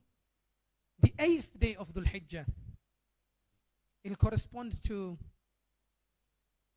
26th of June, I think. Maybe. Anyways, the 8th of Dhul Hijjah is the first day of Hajj you head to Arafah. Right? People are nodding their heads. You head to Mina. You head to Mina. I want to see if you're awake. You head to Mina. This day is known as Yawm al-Tarwiyah. It's known as Yawm al-Tarwiyah. Tarwiyah is to mean quenching your thirst. On this day, the people used to bring water to Mina, because you're going to stay there after Arafah and Muzdalifa. You're going to spend another 2-3 nights there. So they used to bring the waters and everything. They would water the camels for the everything. Yawm al-Tarwiyah. Remember, Mina in the olden times did not have a stream of water. Zamzam was in Mecca. And that's why that lady who financially took the strain of building a stream that would connect Mecca to Mina, right? She did one of the greatest feats that could be achieved in those times. And when she passed away, there's one of the pious predecessors who saw her in a dream. And he said to her, I know Allah has given you Jannah for what you did. Everyone knows what you did. She said, it's not what you were thinking about, that I built that stream. It was a lady, extremely wealthy. She said, Allah gave me Jannah because of 2 raka'at I used to maintain every day before Fajr. You remember the hadith I said, consistency even if it is less? That consistency indicates your sincerity. There's a thing that you could do so sincerely and Allah loves it, Allah will give you Jannah because of that. That's why the Prophet said, لا تحقرن من المعروف شيئا. Don't underestimate any good deed, even if it is to meet your brother with a smiling face, with a bright face, illuminated face, okay? Very important. So Yawm al-Tarwiyah, the 8th of Dhul Hijjah, we had to Mina.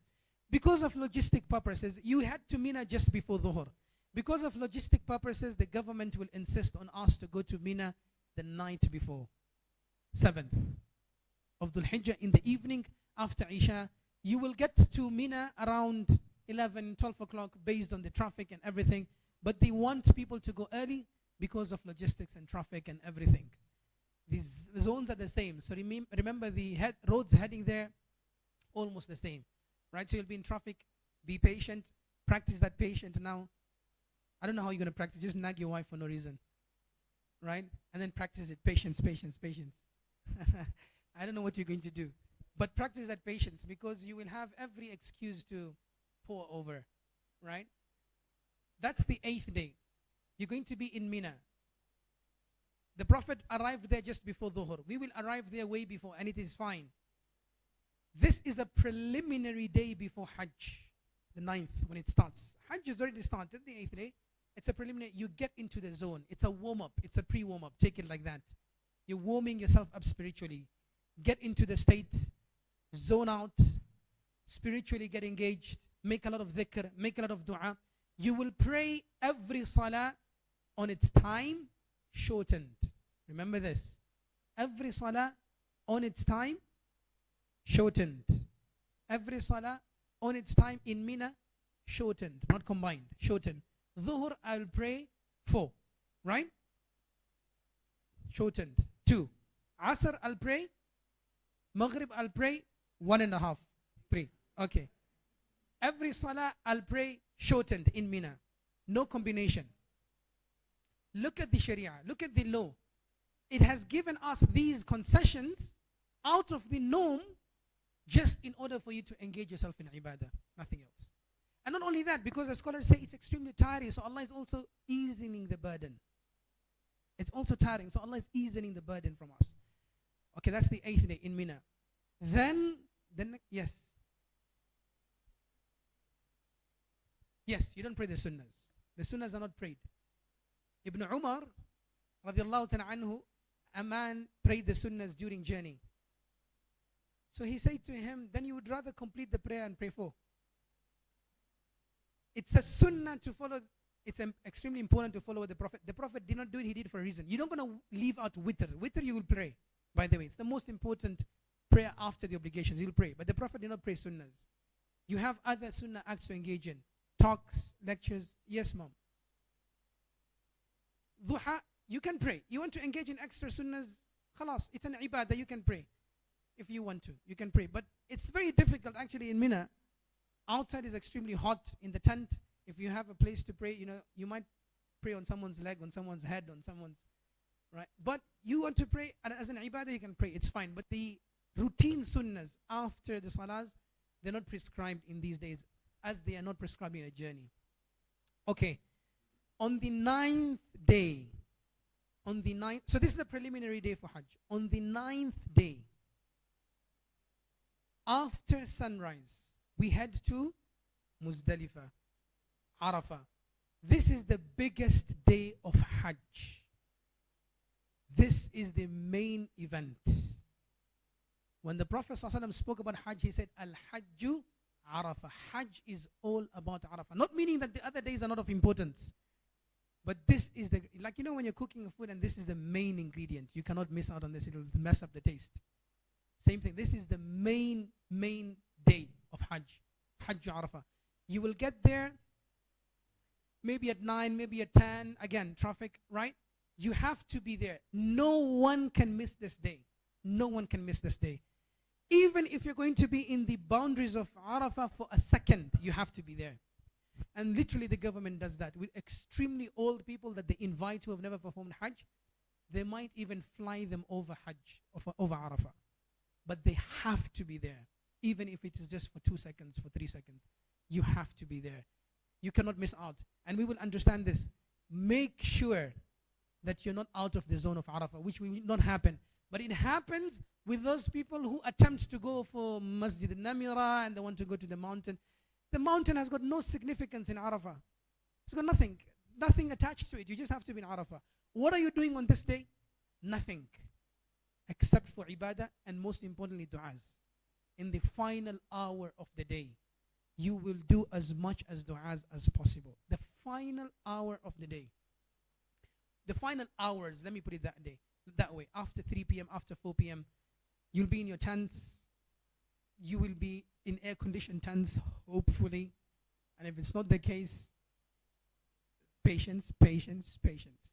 Okay?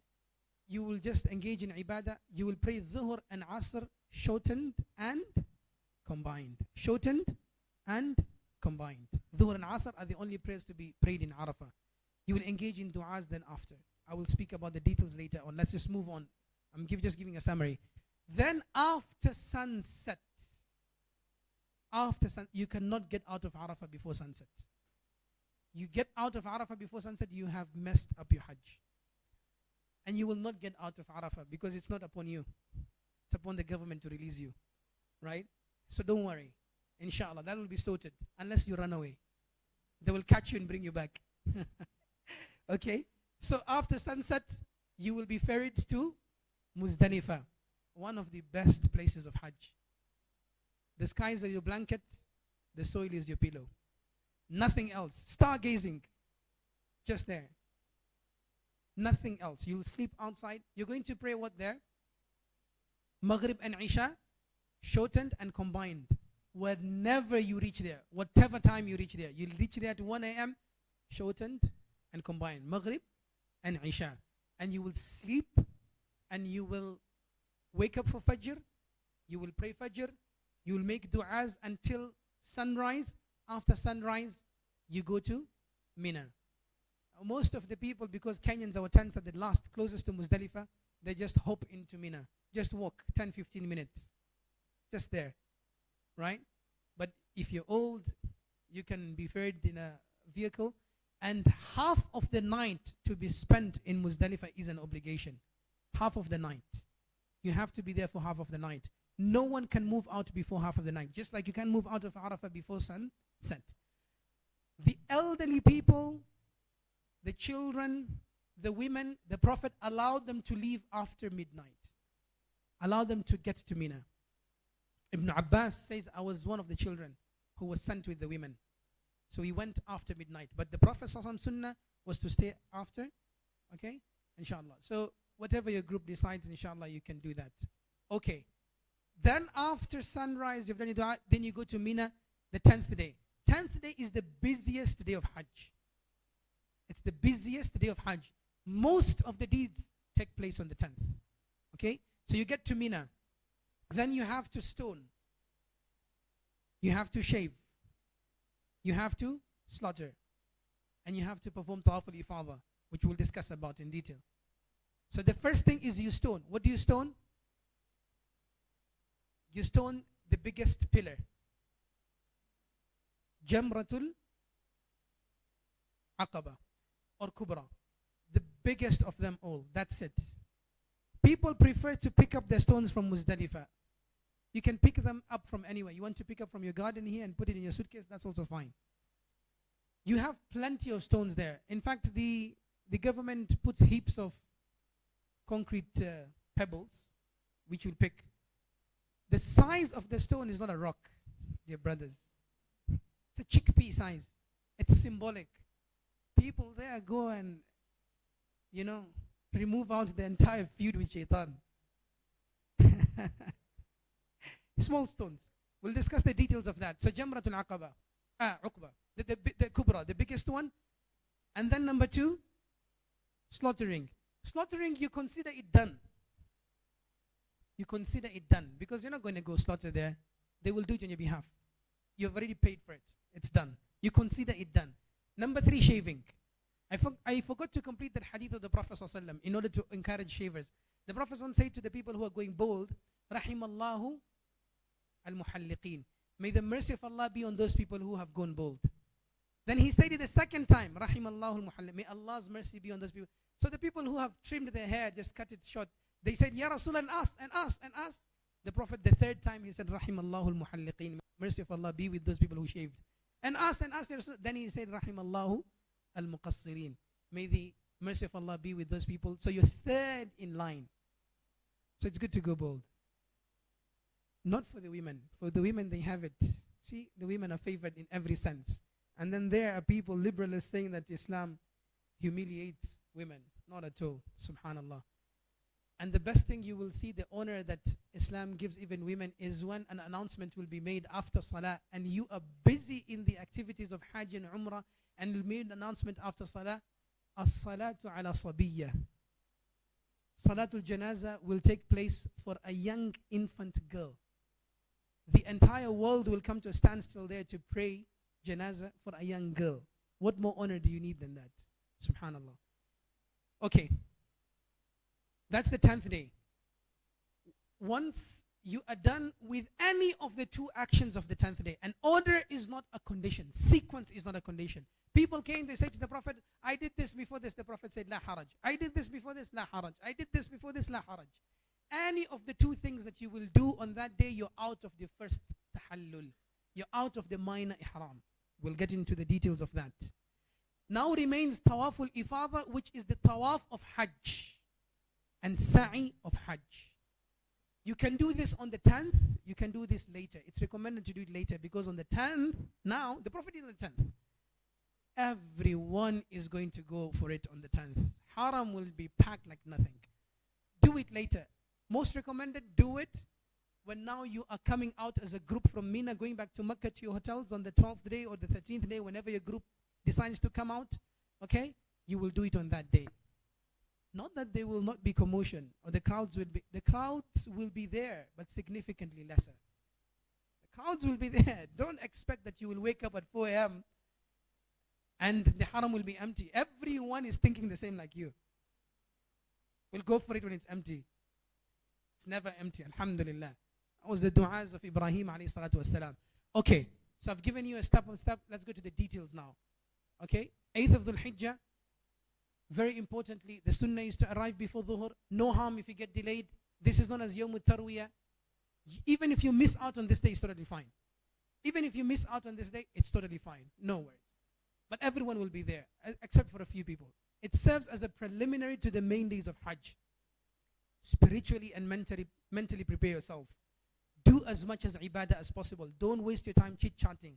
Be polite but assertive. Tell people not to distract you from your ibadah. Be polite but assertive. So yes, have a moment, have a time for you to cheer yourself, to cheer your soul, engage in discussions, chit-chat, and then have that time that you will zone out and just do your ibadah. Mina is the time where we have so much of time. It's the place we have so much of time. It's like going for camping. You're in tents, just that you're in ibadah now. You're just waiting for your meals, waiting for salah, you're waiting for the day to end. You have so much of time to waste. Most of the lectures take place in Mina because you have so much of time. Benefit from the lectures, benefit from the talks. Most of us do not know how to recite the Holy Quran. Perfect your Holy Quran in that day. Get someone who can help you. Sit down. Tell them to help you with your Quran. We do not know our salah. We don't pray it well. Tell people to assist you on how to pray salah well, on how to read Quran well, on what dhikr to do. Engage yourself in ibadah as much as possible. Because remember, after Muzdalifa, we're coming back here for 2 more days or 3 more days. Right? So there's a lot of time. And shaitan will give you every excuse to waste your time. So this is the 8th day. After the sunrise, the 8th of Dhul Hijjah, leaving for Arafah, 9th of Dhul Hijjah. On the 9th, after the sunrise, you depart for Arafah, you make talbiyah and takbir. Labbaik Allahumma labbaik, labbaik la sharik. Any dhikr is okay, labbaik is preferred. If you want to walk, you can also walk. There are people who do all these zones walking. You can walk. If you have the strength, it's good. Always have money in your pockets. You will have people selling shawarmas everywhere. That's the Arabian burger. Okay? Excellence of the day of Arafah. The Prophet ﷺ said, "Ma min yawmin." There is no day on which Allah frees more of His slaves from fire than the day of Arafah. He draws near, praises them before the angels, saying, what do they seek? And of course they're seeking Jannah, and Allah subhanahu wa ta'ala says to the angels that they have been given that. The Prophet said, Al-Hajju Arafah, Hajj is Arafah. What happened? Hajj is Arafah. Okay. 9th of Dhul Hijjah, I mentioned that it's the biggest day of Hajj. If you miss out on this day, then your Hajj is invalid. This day is the most sacred day on the face of the earth. The best dua that you'll make in your life is the dua of Arafah. The Prophet said, خَيْرُ الدُّعَاءِ دُعَاءُ Arafah. The best of dua is the dua of Arafah. Beseech Allah's mercy, make as much as du'as as possible, don't waste time. And save that towards the end of the day. The Prophet ﷺ, he was so engaged in his du'as that he did not even release the reins of his camel from his hand. He was standing, holding his camel, and the narration describes that it just remained there while he was making du'as. He became so engrossed that he even forgot to tie his camel. Right? So get into du'as towards the last final hour. And dear brothers and sisters, one advice. Du'a is also an art. It's an ibadah, yes, but you have to know how to do it. There's a way, there's a method to it taught to us by the Prophet ﷺ. Start by praising Allah, sending salutations upon the Prophet ﷺ, doing istighfar, then get to your objective. And the people who will make their best du'as on that day are those people who have planned for it. And I always insist on this and recommend this. In Ramadan, in Hajj, write down your du'as. Write down your du'as. So what you do is, in these days before Hajj, go to a very beautiful place, relax, maybe Karura forest at the back of your garden somewhere, and you just think, zone out spiritually and think what you require best from this dunya and akhirah. Akhirah, of course, everything, this dunya. Bring it down to 5 or 6 most important things, what you need most. Write it down and keep on making those du'as throughout your Hajj journey, but also here. And make du'as for everyone. Don't be selfish. Make du'as for everyone. The scholars used to say that if you want your du'as to be accepted, then the easiest trick is to make it for others. Because the Prophet ﷺ said, if you make it for others, the angels say, وَلَكَ بِمِثْلِ, the same be unto you, the same for you. They say Ameen on your du'as. So make du'as for the ummah. Make du'as for your parents, for your grandparents, for those people who have passed away, for your family members, for your children. The only thing that corrects our children is du'as. Then our actions. Du'as, du'as, du'as. For everyone, for the scholars of this ummah, for those people in difficulty, for the countries that are going through immense difficulties, Palestine, Syria, Somalia, Sudan, everywhere, everywhere. Make du'as for everything. For Kenya also, the country that we come from, right? Write it down and prepare for it accordingly. We will remind also people how to make du'as on that particular day before we set out for Arafah. Okay? As I said, the secret to iconic productivity is simplicity, not complexity. So on that day, before you start your du'as, stick to a few ibadat that you will do. Okay. You see, this is just to show where Arafah ends. So don't hasten to go to the masjid. People try to go on the mountains. There's nothing good to do with the mountains. I remember last year, a very funny incident happened. We had one of our eldest people in the group. So he said, around 3 o'clock, mashallah, smokers, they stopped smoking in Hajj. But now he started getting agitated and distressed, and because so addicted to smoking. May Allah subhanahu wa ta'ala get rid of such addictions. So he went out of the tent, and I'm asking him, where are you going? He said, I'm going to the mountain. He said, you don't need to go that. You will have a heat stroke. People actually did have a heat stroke. Say, no, I want to go. He was looking for a cigarette to smoke. He did not come with any. So he went, he found a cop, one of the Arabian cops. And he said to him in his signature language, because he can't speak Arabic. He came back and said this to me, by the way. And the cop said to him, he was saying to him, where shop to buy. So he said, Habibi. He's actually apparently speaking, Habibi, no shop, I give you. He gave it to him and he lit it up for him. The cop himself. MashaAllah, all the cops are smokers there. That's not MashaAllah, astaghfirullah. So, if you can wean off all these evil addictions during Ramadan and Hajj, then it's definitely possible for the remaining part of your lives. Slowly, and make du'as for these addictions. We have so much addictions. To mobile phones, to social media platforms, to wasting time. Make Allah du'as and Allah subhanahu wa ta'ala gets rid of these addictions. Pitfalls related to Arafah. Fasting on the day of Arafah. It is a sunnah not to fast. Why? So you can have the strength to do ibadah. Leaving Arafah before sunset, this is going to invalidate your Hajj. Standing outside the limits of Arafah, this invalidates a pillar of Hajj, which will be the last slide, the pillars of Hajj. Ascending the Mount of Arafah, commonly called the Mount of Mercy, Jabal al-Rahmah, or facing it during dua, thinking that it has got some merit, it has got no merit. No merit at all. Wasting time in sleeping, around food, in idle talk, or wandering around for no purpose. The day for Arafah is probably the best day of your life. Do not waste it in anything other than dua and the dhikr of Allah subhanahu wa ta'ala. So don't waste your time looking for al-bayk, looking for this. All what you need to do there is labbayk, not al-bayk. Muzdalifa. After Hajj, after Arafah, we're going to Muzdalifa. You will pray your Maghrib and Isha shortened and combined. Shortened and combined. You do not pray anything between them. But always make sure that you pray your witr. Always make sure you pray witr. You will spend the night there It's the most beautiful night. This is how it looks. This is how it looks. You're stargazing. You're just outside there, right? As I mentioned, it is permissible for the weak, the women and the children and those who accompany them to leave after the middle of the night. But half of the night is an obligation to spend in Muzdalifa. We'll go through the most important things in the last slides. You arrive back at Mina in the morning, so you will pray your Fajr in Muzdalifa, make du'as up until sunrise, then you all move out to Mina. As you're moving through these manasik, these zones, you're making talbiyah, labbaik Allahumma labbaik, labbaik la sharika labbaik. This is the busiest day of Hajj.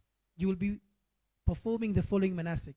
Jamratul Aqaba, sacrifice an animal, shave or trim, go to Mecca and perform Tawaf al-Ifadah. Now, let me get into the details of Jamratul Aqaba. It starts after the sunrise. After the sunrise of the 10th day. You cannot do it before. The time starts before after the sunrise of the 10th day. And it will go on up until sunset. You can do it up until sunset. Right?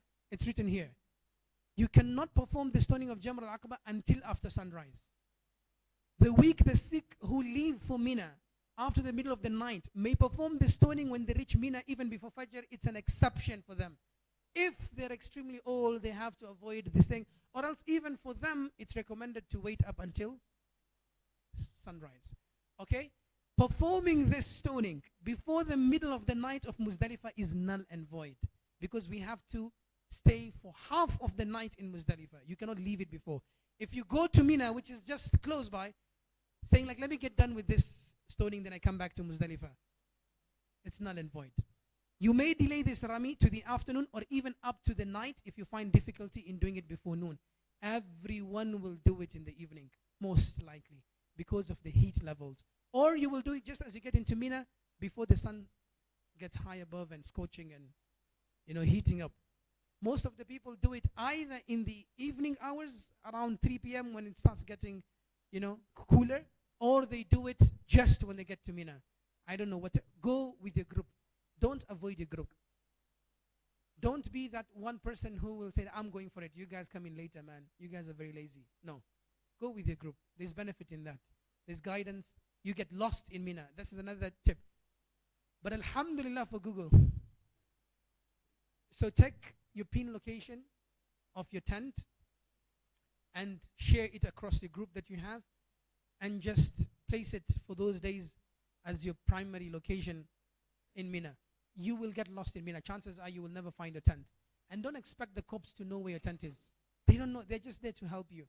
They will not be able to know it. Very few of them. Very few of them. Okay? So just follow Google. Before Google, they used to have numbers. Until now, they have the numbers of the tents. You have to memorize that number, then you ask the cop, where is this number? Then maybe he will show it to you on the map. And then yet you have to track your way. So you might get lost. Chances are very likely that you get lost. But stick to your group. You all go together. If you get lost, at least you have people you have gotten lost with. So the time of Rami is until the Fajr of the next day, 11th al-Hijjah, then after it becomes Qada. But it's always recommended to do it before the sunset of the 10th day, Jamrat al-Aqaba. You're going to use the small stones. And as you throw, 7. As you throw, you say, Allahu Akbar. Okay? Understood? Right?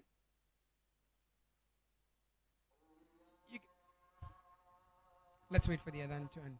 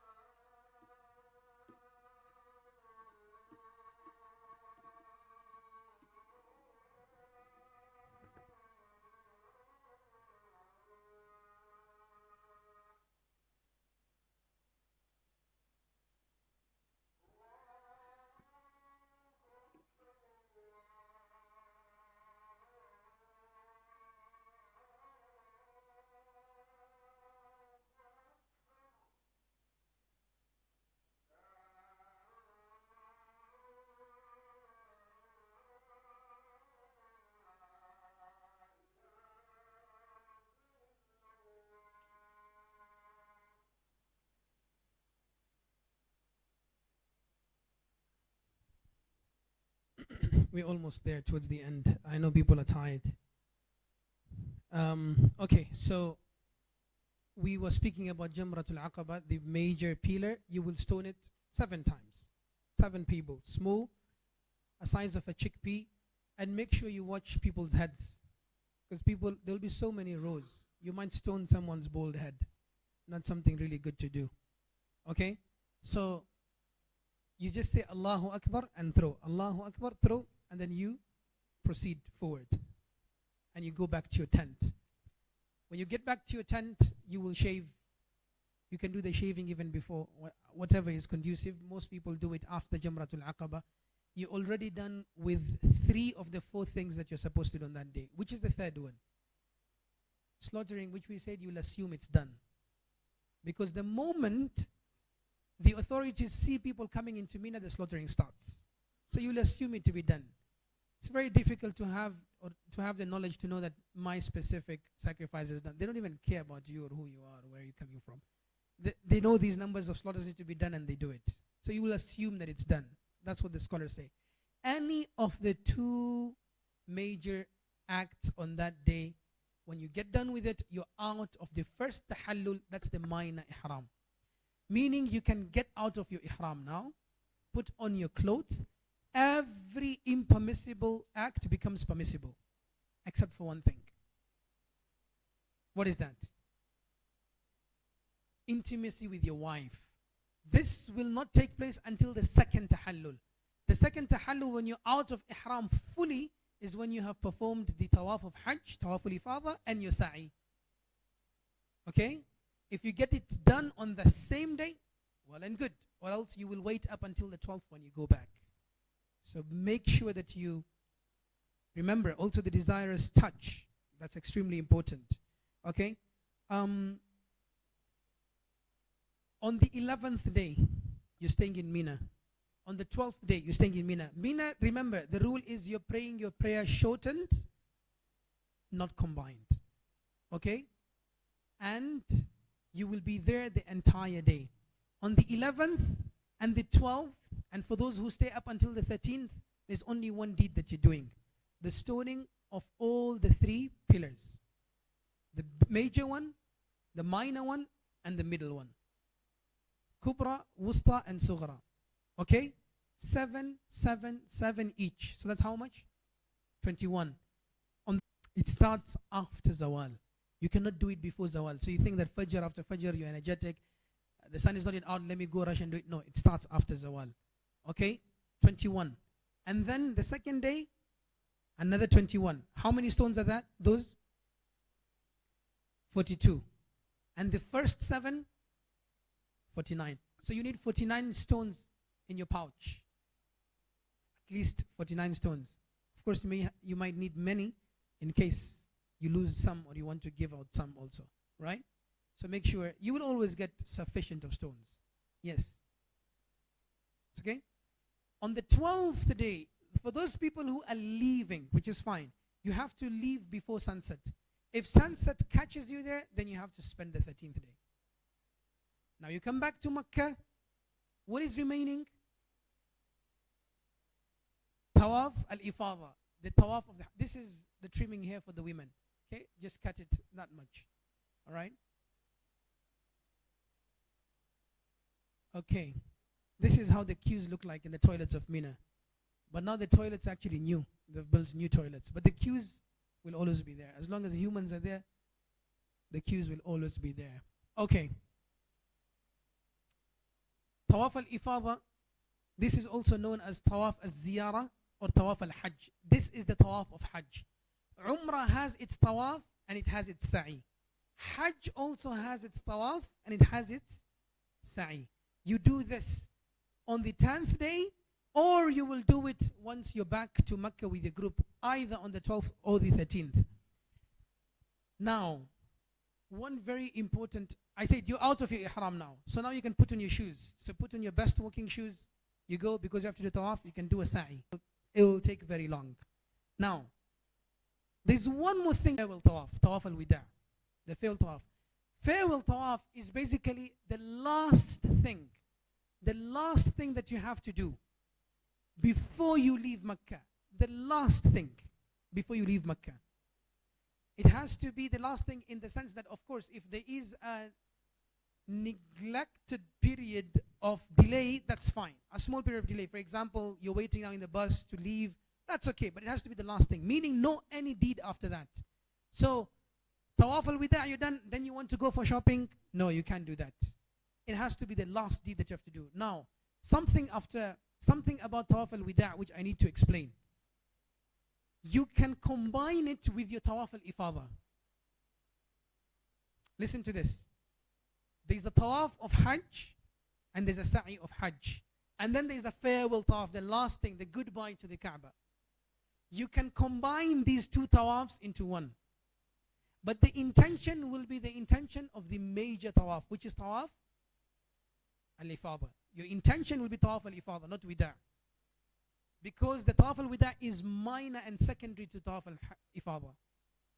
But it has to be, you can only do that if it's the last thing that you're doing. You do your sa'i and khalas, you're out. But most likely we'll have maybe 1 more day, 2 more days in Mecca. So the group will tell you, this is the time that you need to go for Tawaf al-Wida'. You need to be back at the airport at this time. Then you're checking out at this time. And there you go to Medina. That's it. Okay? So they will tell you all the timing. So make sure Tawaf al-Wida' is the last thing. And you leave the Kaaba like a normal human being. Not like with your back not facing the Kaaba as people do. And you walk like this. I don't know where people got that from. You just walk like a normal human being and exit the masjid and you go. Okay? That's the last Tawaf. Okay. The obligatory acts of Hajj. You have to memorize this. I don't know where that board went. I was supposed to draw everything. Someone has taken it away. Okay, anyways, we'll repeat it very quickly. Ihram from Miqat, we discussed that in the obligations of Ihram. Stand in Arafah until after sunset. Now, before you start your Hajj, your Ihram, where will you wear it on the 8th day? We're going back to the Miqat? No. You put it on in your hotel room. Okay? Stand in Arafah until sunset. Until after sunset. You can't move out before sunset. Spend one night in Muzdalifa, half of the night is obligatory. Stay overnight in Mina during the 3 days of Tashriq. A very important point. People happen to come out during the night in Mina and go out to look for Labbaik and KFC and McDonald's in Jamarat. Or people go for Tawaf al-Ifadah, and what happens is most of the night has passed. You have to make sure you get half of the night in Mina. You have to make sure half of the night you get it in Mina. It's an obligation. So if you're going for Tawaf al-Ifadah, plan yourself out well. Right? That's why I'm saying it's better for you to do it on the 12th. Okay, stay overnight in Mina during the 3 days of Tashriq, stoning the Jamarat, and in order. That's a condition. And in order. The big one, the small one, the middle one, then the small one. There isn't any way you will mess up the order because it's just one way. Okay? Shaving or cutting the hair short, an obligation for everyone. Shaving or cutting the hair short. Tawaf al-Wada', the farewell tawaf, that's also an obligation. If you miss out on any of this thing, you will have to offer a sacrifice in Mecca, fed to the poor people of Mecca. Anyways, I do not expect any one of us to fall into these mistakes. The pillars of Hajj. No, there's no sa'i for wida'.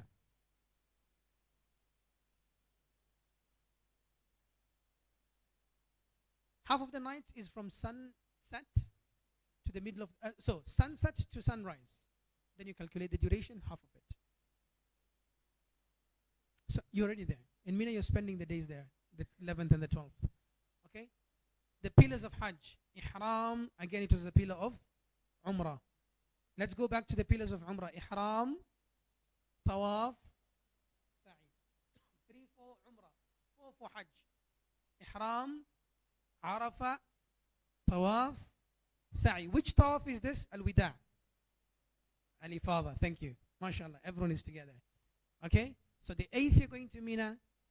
It's a preliminary day. Prepare yourself. 9th is Arafah. Most important day.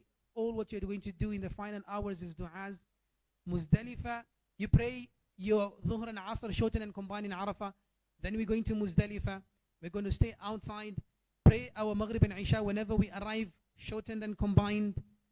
Stay there until sunrise. Then we go to Mina on the 10th. We stone. We shave. We're out of Ihram. Then we just relax in Mina for the next 2 days to come, 11th and the 12th. Just do ibadah. Remember, in Mina it's shortened, not combined. Shortened, not combined. Then we go back to Mecca on the 12th or on the 13th based on your group's planning. You do Tawaf, al-Ifadah. Then you do the Sa'i of Hajj. And then you stay there. You do whatever you want to do, your ibadah, your shopping. And then the final thing before you leave Mecca, as you're heading to Medina, for those who are heading to Medina or those who are coming back home, you go for your Tawaf, al-Wida', the farewell Tawaf. And your Hajj is done. And bi-idhnillah, accepted by Allah subhanahu wa ta'ala. So we don't need to draw there. Khalas. Now, the edifice of Hajj. This is just something that I added. Think of your Hajj as an edifice you undertake to build. Its pillars are the 4 pillars of Hajj. Its walls are the 7 obligatory acts of Hajj. Its windows are the sunnahs of Hajj. Its art are the desirable acts, mustahabbat, recommended acts. Its foundation is sincerity. Its roof is taqwa. Its door is the reliance on Allah subhanahu wa ta'ala. And you're done. Any questions? There's one very important thing that I've left out if anyone knows what it is.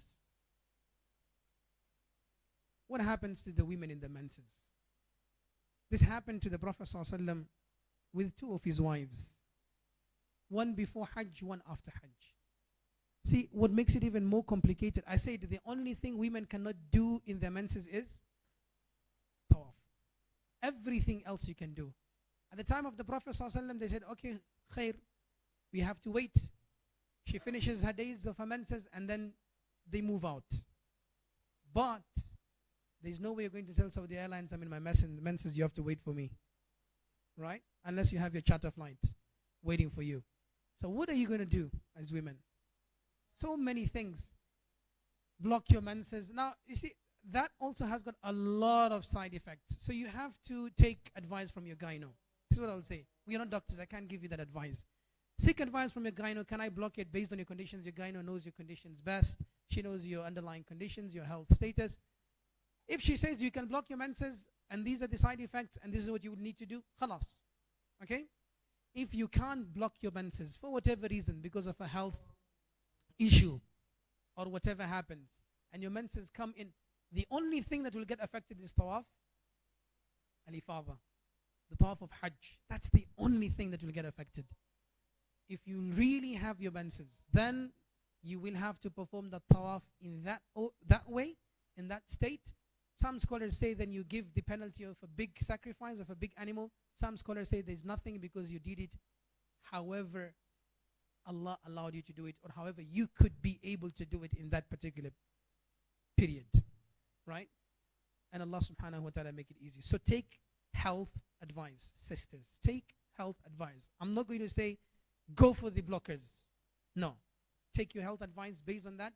Then come and go to someone who knows that fiqh. They give you advice. So Raqi is here, she can give you that advice, what you're going to do. And also women who suffer continuous discharge. You need to get an advice on that, on how you're going to go about it. Yes. People who are going to Medina. Okay, very quickly, Medina is not part of Hajj. Okay, is that clear? We're done with Hajj. Medina is not part of Hajj, but it's the Prophet ﷺ's dwelling. It's where the Prophet ﷺ was. We go there. Okay, the Prophet ﷺ said praying any salah in the haram is equivalent to 100,000 salahs. 100,000. And then the Prophet ﷺ said next in level is the Prophet ﷺ's mosque equivalent to 1,000. Look at the difference. 100 times of the difference. 1,000. So we go there, we do salawat, we send greetings upon the Prophet ﷺ's grave. Okay, very quickly. Now, I don't know whether Rawda will be able to be accessed or not. You know, Rawda has become a huge mess now because of the numbers of people. It's understandable. If you get it, khalas, you will pray in the Rawda 2 rak'at, you'll make dua. There's nothing specific. The Prophet ﷺ said, all what the Prophet ﷺ said about Rawda, بين منبري هذا وقبري روضة من رياض الجنة. Where my pulpit is, where the Prophet's pulpit was, and my house, because the mosque's, the Prophet ﷺ's house was attached to the mosque. The Prophet said, my qabr. My qabr. The Prophet said it in his lifetime because he was going to be buried there. Okay? So بين منبري هذا ومقبري روضة من رياض الجنة. My grave and the minbar, that portion will be from Jannah, will be in Jannah. That portion will be in Jannah.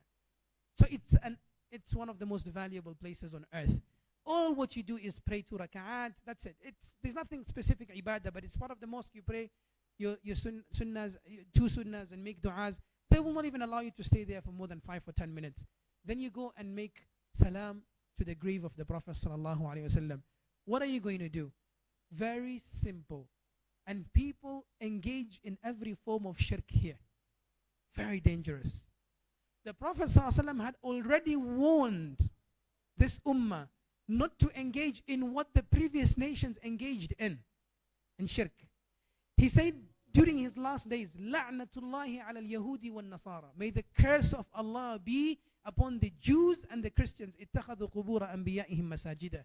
They turned the tombs of their prophets into places of worship. So it's not a place of worship.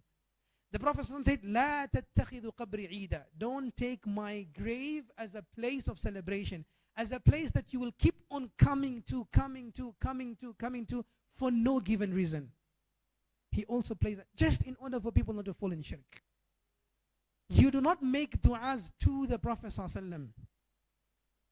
Du'as are only done to Allah subhanahu wa ta'ala.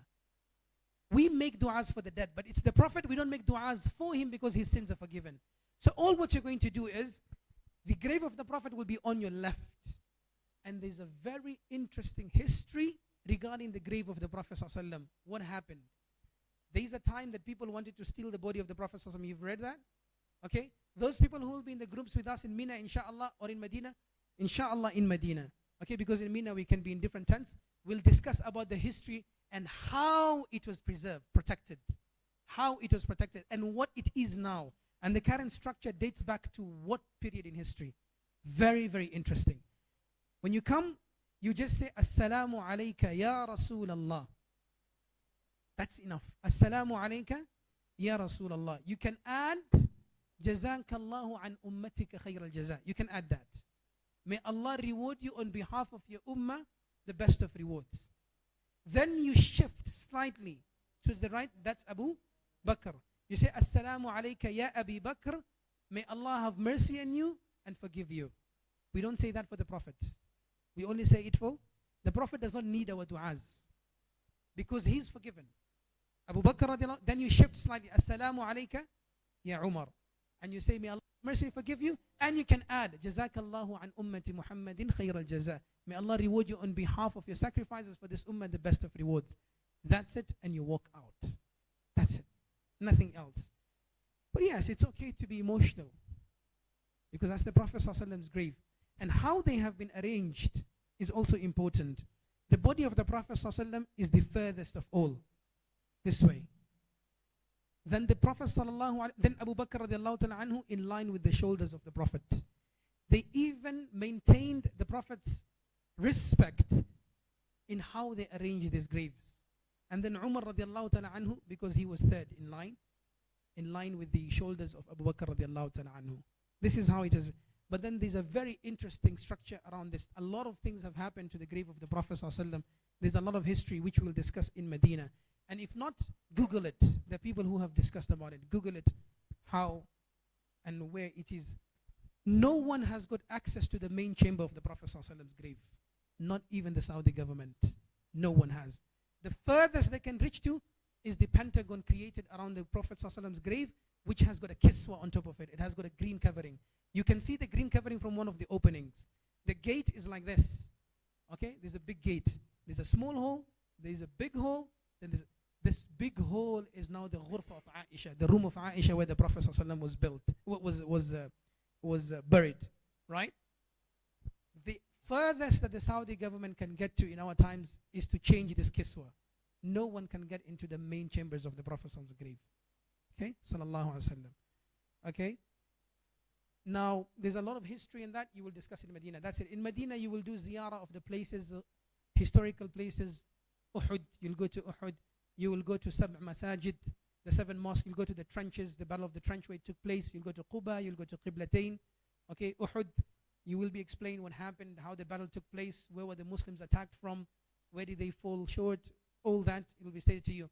There are 2 things which we advise and encourage people to do in Medina in our current times. One is the present museum of the Prophet ﷺ's biography. It's a world-class exhibition. The technology that has been used for that is unprecedented. It's present nowhere in the world. Amazing technology. And they explain almost everything of the Prophet ﷺ. Digital. In 3, it's amazing. With holograms. That's one. It's payable, okay, but pay for it. It's almost 34 riyals, I think, something like that. Very cheap. Cheaper than the burger that you're going to have from McDonald's. And the second is the exhibition of the Prophet ﷺ's, the Prophet ﷺ's mosque. So Medina, how it was during the Prophet ﷺ's time, the first extension to what it is now. The mosque, just for a shock for you, the mosque, the land that it sits on now, is bigger than what Medina was at the time of the Prophet ﷺ. It's bigger than what Medina was. The outskirts of Medina, like you could say outskirts of Nairobi and Bakassi, are part of the mosque of the masjid of the Prophet ﷺ. That's how big it is. There are so many historical gardens that the Prophet used to drink water from. They have all gone part of the masjid. It's marked. So you will go to gate number 20, 22. It will say this was the garden of so-and-so. The Prophet did this and that here. They will show it to you in that exhibit. It's important to understand the first extension and what it is now. Remarkable. Remarkable. The domes of the Prophet ﷺ weigh more than 85 tons. It has got, I don't know what amount of gold in it. And the hydraulic. The umbrellas of the Prophet ﷺ. Who introduced that plan? Who are the architects? The company that made it. One of those umbrellas costs approximately 140 million shillings. No country on earth can look after the mosques, the holy sites, except for them. And the moment they will stop looking after these mosques, that will be the destruction. It's a barakah from Allah. That's a blessed land. It's a barakah from Allah subhanahu wa ta'ala. They will explain to you where the water comes from, where the electricity terminals are almost 7 kilometers away from the air conditioning site, the controlled air conditioning. In Nairobi, it's just here, and yet we don't have electricity. You know? Where does Zamzam water come from? From Medina, for Medina, because the well is in the Zamzam plant that purifies it. They will give you all that details. Very important. Go and see, and you will enjoy it. Okay, you can do it in the last days before you fly out, but make sure that you do that, inshallah. And most of the groups will do it, inshallah. So I will share this bi'idhnillah ta'ala with the group agents. They can share it with the group if you're interested, inshallah. If in case your group leader is not here, then you can let me know, or you can take my number and I will send it to you individually. My number is 0736 833 622. Text me on WhatsApp. I write it on the board. And if I don't respond, kindly excuse me. Don't make du'as against me in Hajj. Okay, 0736 833 622. Let me give two more numbers. Salim, your number is 0722 79 7166. Altaf, your number is?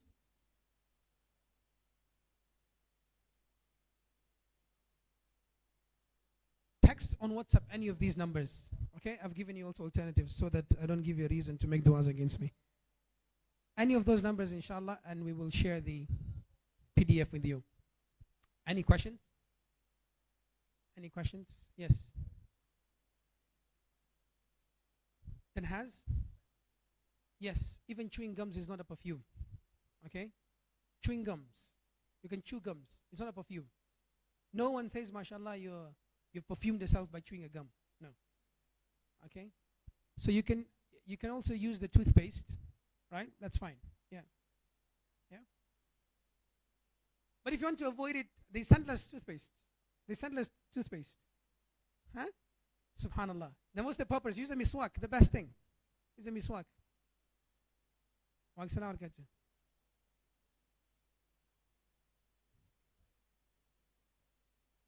You have internet. Yeah, because you have a SIM card, right? The SIM card comes with a bundle. It comes with an X GB amount of internet. Yes. Yeah, go with your phone. Do go with your phone. Just don't waste time on your phone. Go with your phone. Yes, they give carpets these days, right? They give carpets in Muzdalifa. But chances are that you will not even get it. Depends. Carry your own if you have a musalla. But you see, the thing is you can't carry much. Right? And you will get tired. You will get tired. Of course, if you're old, all the other people will help you. But if you're not old and you had energy and you carried too many things, then good luck with you. Tough luck to you. Yes.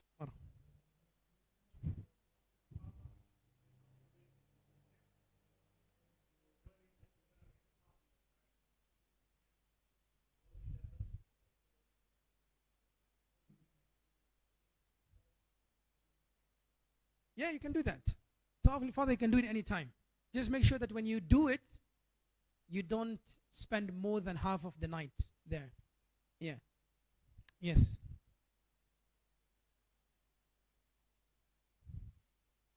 So for Mina, let me clarify that. For Mina, on the 8th day, you're going to Mina, you're going to be there like almost 10, 11, 12 on the 8th, so 4 days. So you'll carry your hand luggage. So hand luggage is enough. How many things do you need? Hand luggage is enough, okay? Carry your Ihram, 2 sets of Ihram, carry your toiletries, carry your power bank, right? Carry your clothes that you're going to dress into after your Ihram. That's sufficient. That's it. Okay? When you're going from Mina to Arafah, you're leaving that hand luggage in the tent. It will be safe, inshallah. Don't worry. It's not Kenya. It's safe. You just go maybe with a backpack or maybe a sling bag. A brother mentioned a sling bag. Very helpful. Take a sling bag, have your Quran, have a dua book, have maybe your tasbih, and that's it. That's all what you need. That's all what you need. Your essentials, medicines, medications, yeah.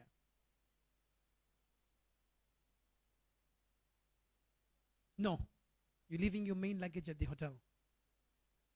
They book you in as a package.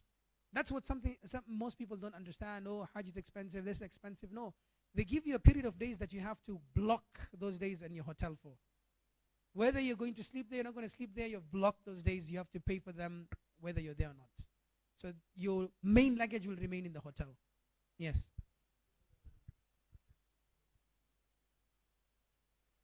One thing about Mina is if you have your own bottle and you want to, that's fine. One thing about water is it'll be in abundance everywhere. Everywhere. Everywhere. But if you have your own bottle, best always carry it.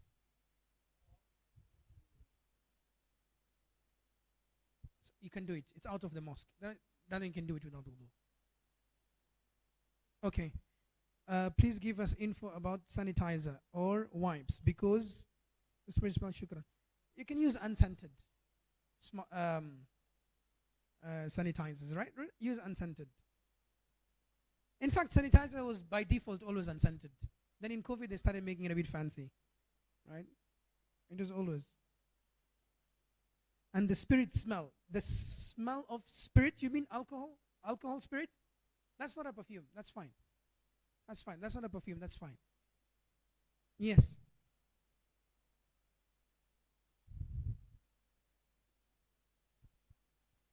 Let me give you a mic so that I can get your questions well. Yes.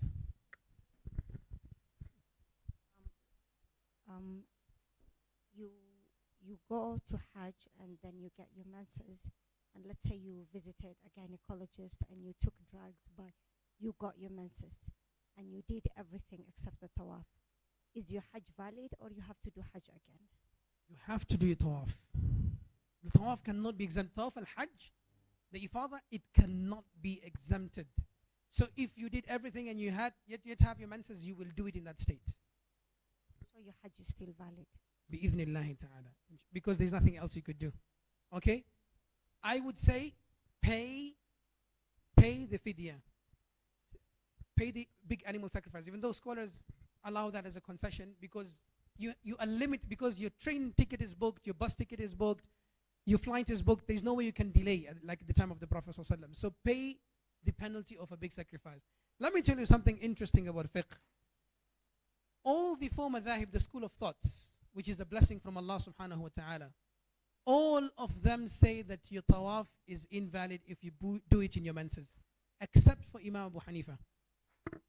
Look at the genius of Imam Abu Hanifa. And each one of these scholars were extremely geniuses. All of them. And he said it then based on a circumstance that was not even applicable in his times. And the contemporary scholars, they actually use that opinion throughout, across the board now. It's the mercy of Allah subhanahu wa ta'ala also, okay? So if you have to do it, pay the blood money of a big sacrifice. Simple as that. Inshallah.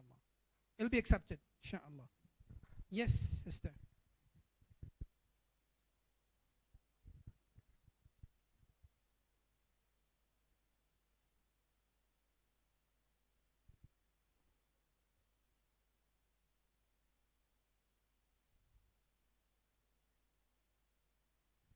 No, you see that tawaf that you're performing after coming from Mina? You're doing it in your normal clothes. You're not doing it in Ihram. You're out of Ihram now. You're out of Ihram. Yeah. So men can wear also their walking shoes. Yes. Yes.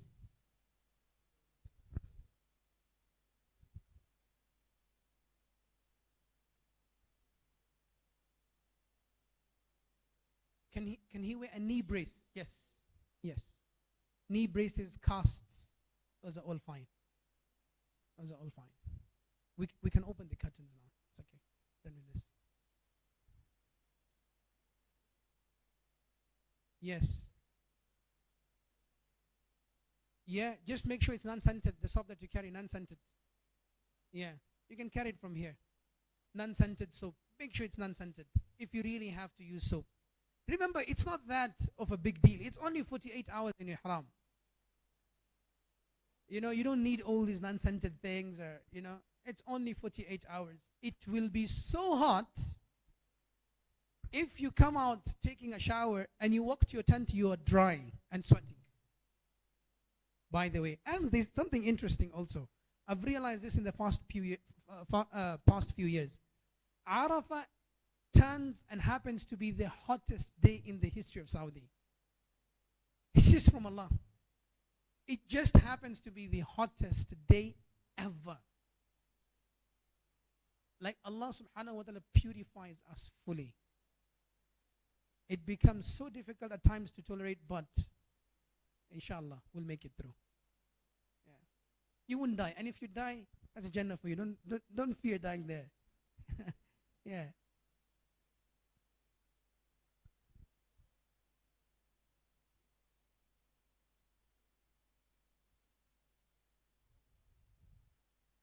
Her own money. No, of course, her husband can pay for it. That's fine. It's okay. Husband can pay for it. Don't worry about that. Anyone can pay for it. It's okay. Yeah. Yes. Husbands, please do pay for that amount. Yeah.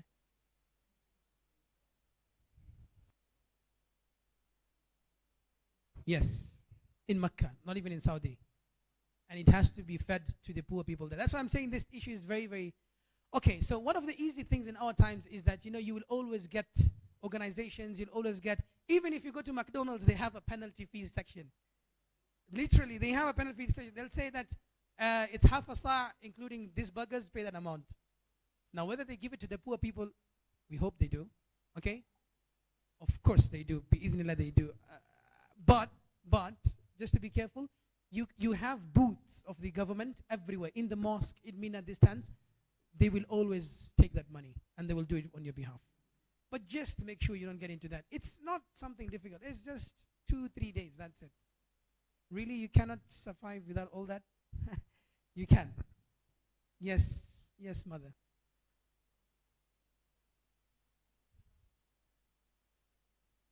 Everything. Everything. Women, the only prohibition in Ihram is covering of the face and the hands. You will wear your... You are the luckiest of human beings. The luckiest of human beings. Yes.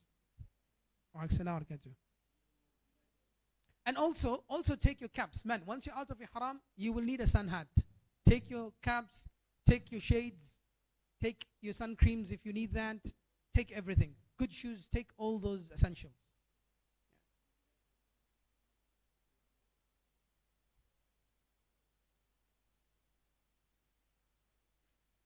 Debts are of two kinds, okay? The long-term and the short-term debts.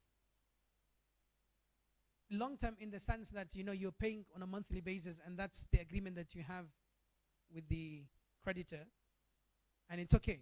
Okay, for example, I'm supposed to pay an X amount every month, and I'm paying it. But yet you can afford to go to, that's okay. And the other debt is basically you have burdening debt, okay? Basically, you just don't have money, and you have to pay that debt. Now, how will such a person even go for Hajj in the first place? If money comes your way, then it becomes an obligation for you to offset that debt first. Okay? Yeah.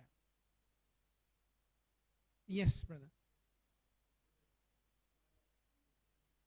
Are you allowed to use? Yes, you'll be inside a tent, the biggest umbrella ever. You will be inside the tent. We don't even advise for you to go out because you will suffer from a heat stroke. You will suffer. A lot of people suffer from heat stroke, and that thing can kill you. Right? That's not the way Allah wants you to die. Okay? Right? So umbrella, you can carry it throughout your Umrah, your Hajj. You will be given an umbrella by your group, by the people there. You will be given an umbrella, so use it. Yes, brother.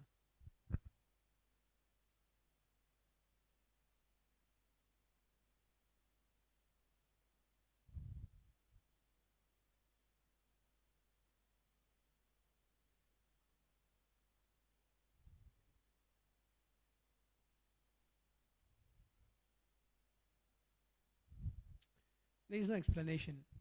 To be honest, as I said, at times these incidents are just planned to be there by Allah subhanahu wa ta'ala. They have mitigated every possible incident. Most of the incidents used to take place in Mina. Stampedes used to take place in Mina. Also, studying the history of Jamarat is very important. It's so amazing. The structure, the current structure, can take almost 400,000 people at every given second. It's that big. And it's one way. In order for you to create a stampede, you will have to bypass the strength of all the authorities there and the structure itself. It's almost impossible. They will never allow you to crowd and stop. The movement has to be ongoing. There isn't any country in the world that does crowd control better than the Saudi authorities. Even the World Cup authorities take training under them, apparently. Bi-idhnillah, we trust them with that. And we put our trust in Allah subhanahu wa ta'ala. And if anything happens out of the blue, like the crane that fell last time, whoever anticipated that to happen? It's from Allah subhanahu wa ta'ala. Right? If anything of that happens, bi-idhnillah, Jannah is for you. Don't worry, brother. Don't worry. Inshallah. Right? People die. There's an elderly man who we had at the masjid in 2015. He went for Hajj. And he died on the day of Arafah. It's accepted. Everything failed on the day of Arafah. And he had doctors with him in the tent, rushed him. Got first class hospital services. It was his day. So these are chosen. I'm saying people are chosen to go on these kind of days, you know. Yes. Yes. Then I go to the women. Yeah.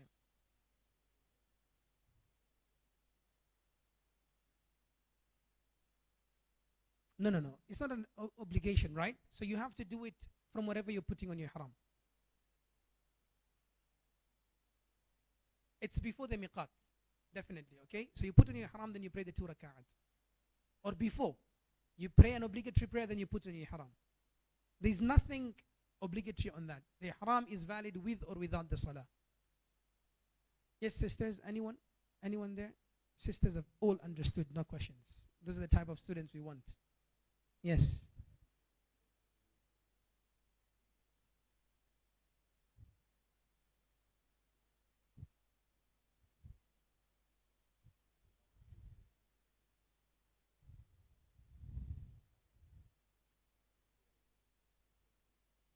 So don't pray in the hotels, okay?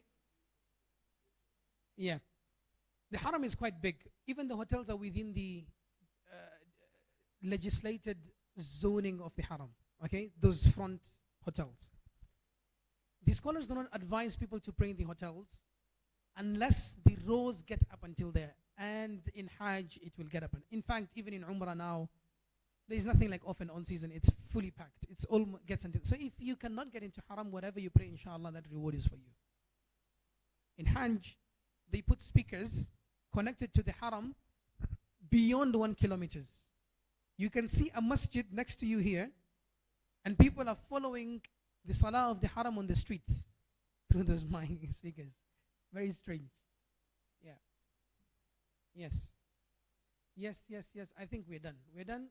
سبحانك اللهم وبحمدك نشهد أن لا إله إلا أنت نستغفرك ونتوب إليك. May Allah accept it from you all. Remember, everything that you have spent in the cause of Allah subhanahu wa ta'ala, it will not take away anything from your wealth. Whomever you're going to leave here, they are under the protection of Allah subhanahu wa ta'ala. Allah will take you safely, and may He take you safely and bring you and unite you back safely with your family members. May Allah accept it from you and give you the best experience ever. And may Allah subhanahu wa ta'ala grant and unite all of us in the highest of levels in Jannah. Ameen. But enjoy yourselves, have the best of your moments, and of course these are memories never to forget. The group that is going with the Parklands Mosque and Al-Miraj, we will request that if we could kindly meet briefly, or we pray salah and we meet. We just do it briefly? Okay, it's short. Because it's just a brief this thing. For the remaining people, inshallah, you could leave. You could offer your salah in the main hall.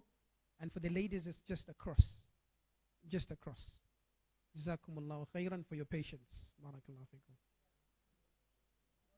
Yes.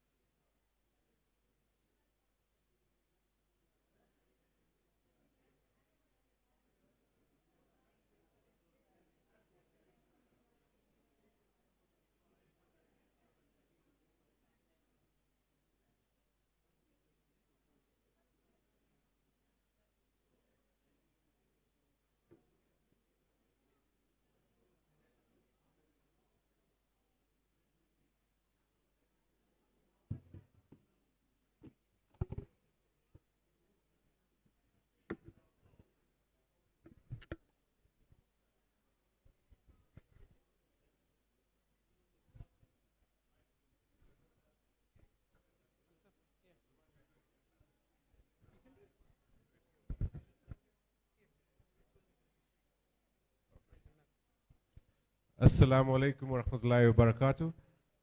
Just a short presentation for Parklands Mosque and Al Miraj.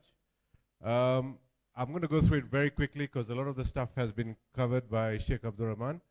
And if you have any questions, let's leave it to the end. And if you feel we we need to add anything to it, please let me know. So let's start with documents required. A lot of this, like I said, you already know, but we're just trying to, of course, valid passport, yellow fever is important, meningitis, seasonal influenza, COVID-19 vaccine certificate. Yeah, so please make sure you have that as a hard copy. And all of these, please, let's keep a hard copy as well, and also maybe take a photo and keep it on your phone, just in case you lose it. But hard copies are important, because your phone might not be working at the time when you have to present it, and then you have a problem. So let's try and avoid things like that. And then if you have any medical conditions, please carry any documents pertaining to that. Just in case you have an issue, it will help if you have any documents pertaining to that medical condition. That's if you have a medical condition. And of course, cash for your spending there, your shopping, and if you have a credit card or a debit card, it's also important to have, just in case you run out of cash. Packing essentials. This is just a small list. I'm sure the ladies can probably add another 20 things to this, but this is what we came up with. So Ihrams, like the Imam said, we're going to, it's good if we have some extra Ihrams for the men. Waist pouch to keep your essentials. A travel musalla is important. Comfortable worn-in shoes. Like we said, this is really important. Please don't just buy a new pair of shoes and start using them there. You probably end up with blisters. I did when I went for Umrah, so I found out the hard way. Hand luggage. This hand luggage was what you'll probably take with you to Mina, which will probably carry what you need for Mina. A backpack for your smaller items. Dua book and list. A torch is nice to have when you're in Muzdalifa. A power bank. Comfortable, loose-fitting clothes. Sandals, Crocs. Sunglasses. Camping towel is not a requirement, but if you do have it, it will be important. Travel charger, adapter, tasbih, and then a small bottle maybe for water. Again, another list here. I'm sure the ladies will probably add another 20 items to this list, but this is just a small one. Prescribed medications, that's important. Please, if you have cholesterol medicine, high blood pressure medicine, please carry them from here. You can get them there, but sometimes you might not get the particular brand you're using. So it's better you have that with you. Gaviscon, muscle relaxant, you will be walking a lot, so if you have muscle relaxants, deep heat, of course, for muscles. It's always nice to carry antibiotics course, just in case you have an issue. Vaseline, moisturizing clean, throat lozenges, Imodium is also important. Plasters and blister plasters, and oral rehydration salts is important because of the heat that you're going to be experiencing there. So here we have 3 itineraries. So we just said, everybody, we've got 3 groups that are departing. We've got the group that's departing on the 14th. Our Amir for that is Ayub. I'll ask Ayub to stand up. He will be the person handling the group, the first group that's leaving. I think you all know your flight number. Departure time is 16:35. We recommend that you're there at least 3 hours before. These flights are going to be full. So let's try and be there at least 3 hours minimum beforehand. You arrive in Jeddah at about 2:10. Immigration is going to be long. Hopefully we might get lucky and get it short, but just expect 3 to 4 hours. Then bus to Makkah. You might get to Makkah 8, 9 a.m. You'll probably go straight into your hotel and just to drop your luggage, and then you'll go and do your Umrah.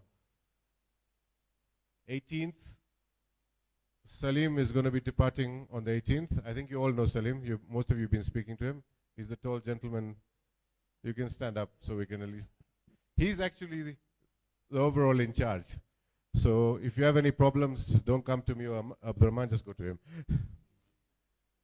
So they depart also on Emirates, a similar time on the day, on the 18th. Again, please, 3 hours before. Their schedule is almost the same. For them, there's 2 hotels, Le Méridien and Dream Zone. Again, you place your luggage and then proceed for Umrah. The last group departs on the 22nd, which is basically the last flight. The Emir in charge is Shamil. He's not around right now, but I'll also be on that flight, and Abdurrahman is also on that flight, so we've got quite a few people with us, and I think that's the biggest group. We have 34 people on that flight. So departure time is 10 a.m. So reporting is the day before on the 21st at 11. Let's try and remember that, because we've made mistakes before with this timings. Arrival is 6:10 a.m. Again, 3-4 hours in immigration, and then after luggage, we'll inshallah go for Umrah. The hotels, these are some of the pictures of the hotels. There's Dream Zone in Ajad and Le Meridian Towers as well.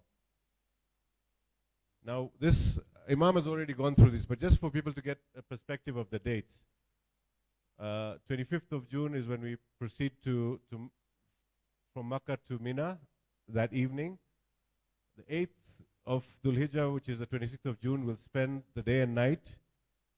Again, these are likely to change depending on the dates that are declared. Yeah, so that's why I said may vary. 9th of Dhul Hijjah after Fajr head to Arafah. That's the day of Arafah, which is the 27th of June, maybe. And then 28th of June is when we go back to Mina. And then 28th, 29th, 30th, we're in Mina. And then on the 30th of June, we'll go back to after Dhuhr to Makkah and perform our Tawaf and Sa'i. The next, we're going to, on the 2nd of July is when we are traveling by train to Medina. The whole group is traveling together. After Fajr, we recommend you perform your farewell Tawaf. You check out of the hotel by 10 a.m. Then the bus will take us to the train station. Be careful on these restrictions. They're quite strict on the restrictions for the train. It's just one big suitcase and one small one. So please, let's all try and keep to that. Let's keep the shopping to Medina. They can be a bit picky with that, so let's try and be a bit careful with the luggage. And we should, inshallah, arrive in Medina after 5:30, and then there's a bus which will take us directly to the hotel. Then, inshallah, on the 3rd, we're planning what Abdurrahman had spoken about. There's the tours, the expansion project tour, and the Prophet's biography. Inshallah, we'll do that on the 3rd. On the 4th, inshallah, we want to go for ziyarah. That we'll of course communicate as we go along. But that's the plans for the 2 days there. Then we've got 2 departures. We'll come just to you just in a second. This is the last slide. So basically 2 departures. Saudi Airlines on the 4th. Head to the airport at 9. Departure to Nairobi is 1 a.m. That's a direct flight. 7th July, the second group is departing. Head to the airport 11 p.m. the day before, and you depart at 4:30 a.m. on Emirates Airline. Is it wrong? All right, I'll get. Yeah, I think it's a sorry, I saw that. Thank you so much for collecting that. I'll share this to everybody because I think groups have been formed. We want to form a group for Le Meridian, and in that group also there's a group for Dream Zone. We'll also share this PowerPoint there, and that's it. That's just a short preview of what's happening, inshallah, and maybe we can get some questions if we have any.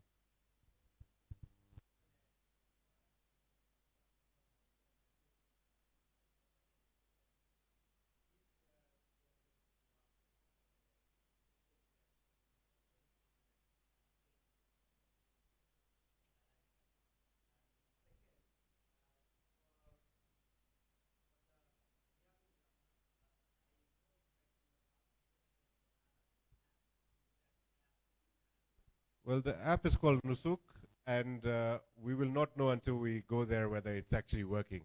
But during Umrah, it's the app called Nusuk. You actually have to go onto the app and book your time in the Roda. It's not known whether that app will be. Yeah. Yeah.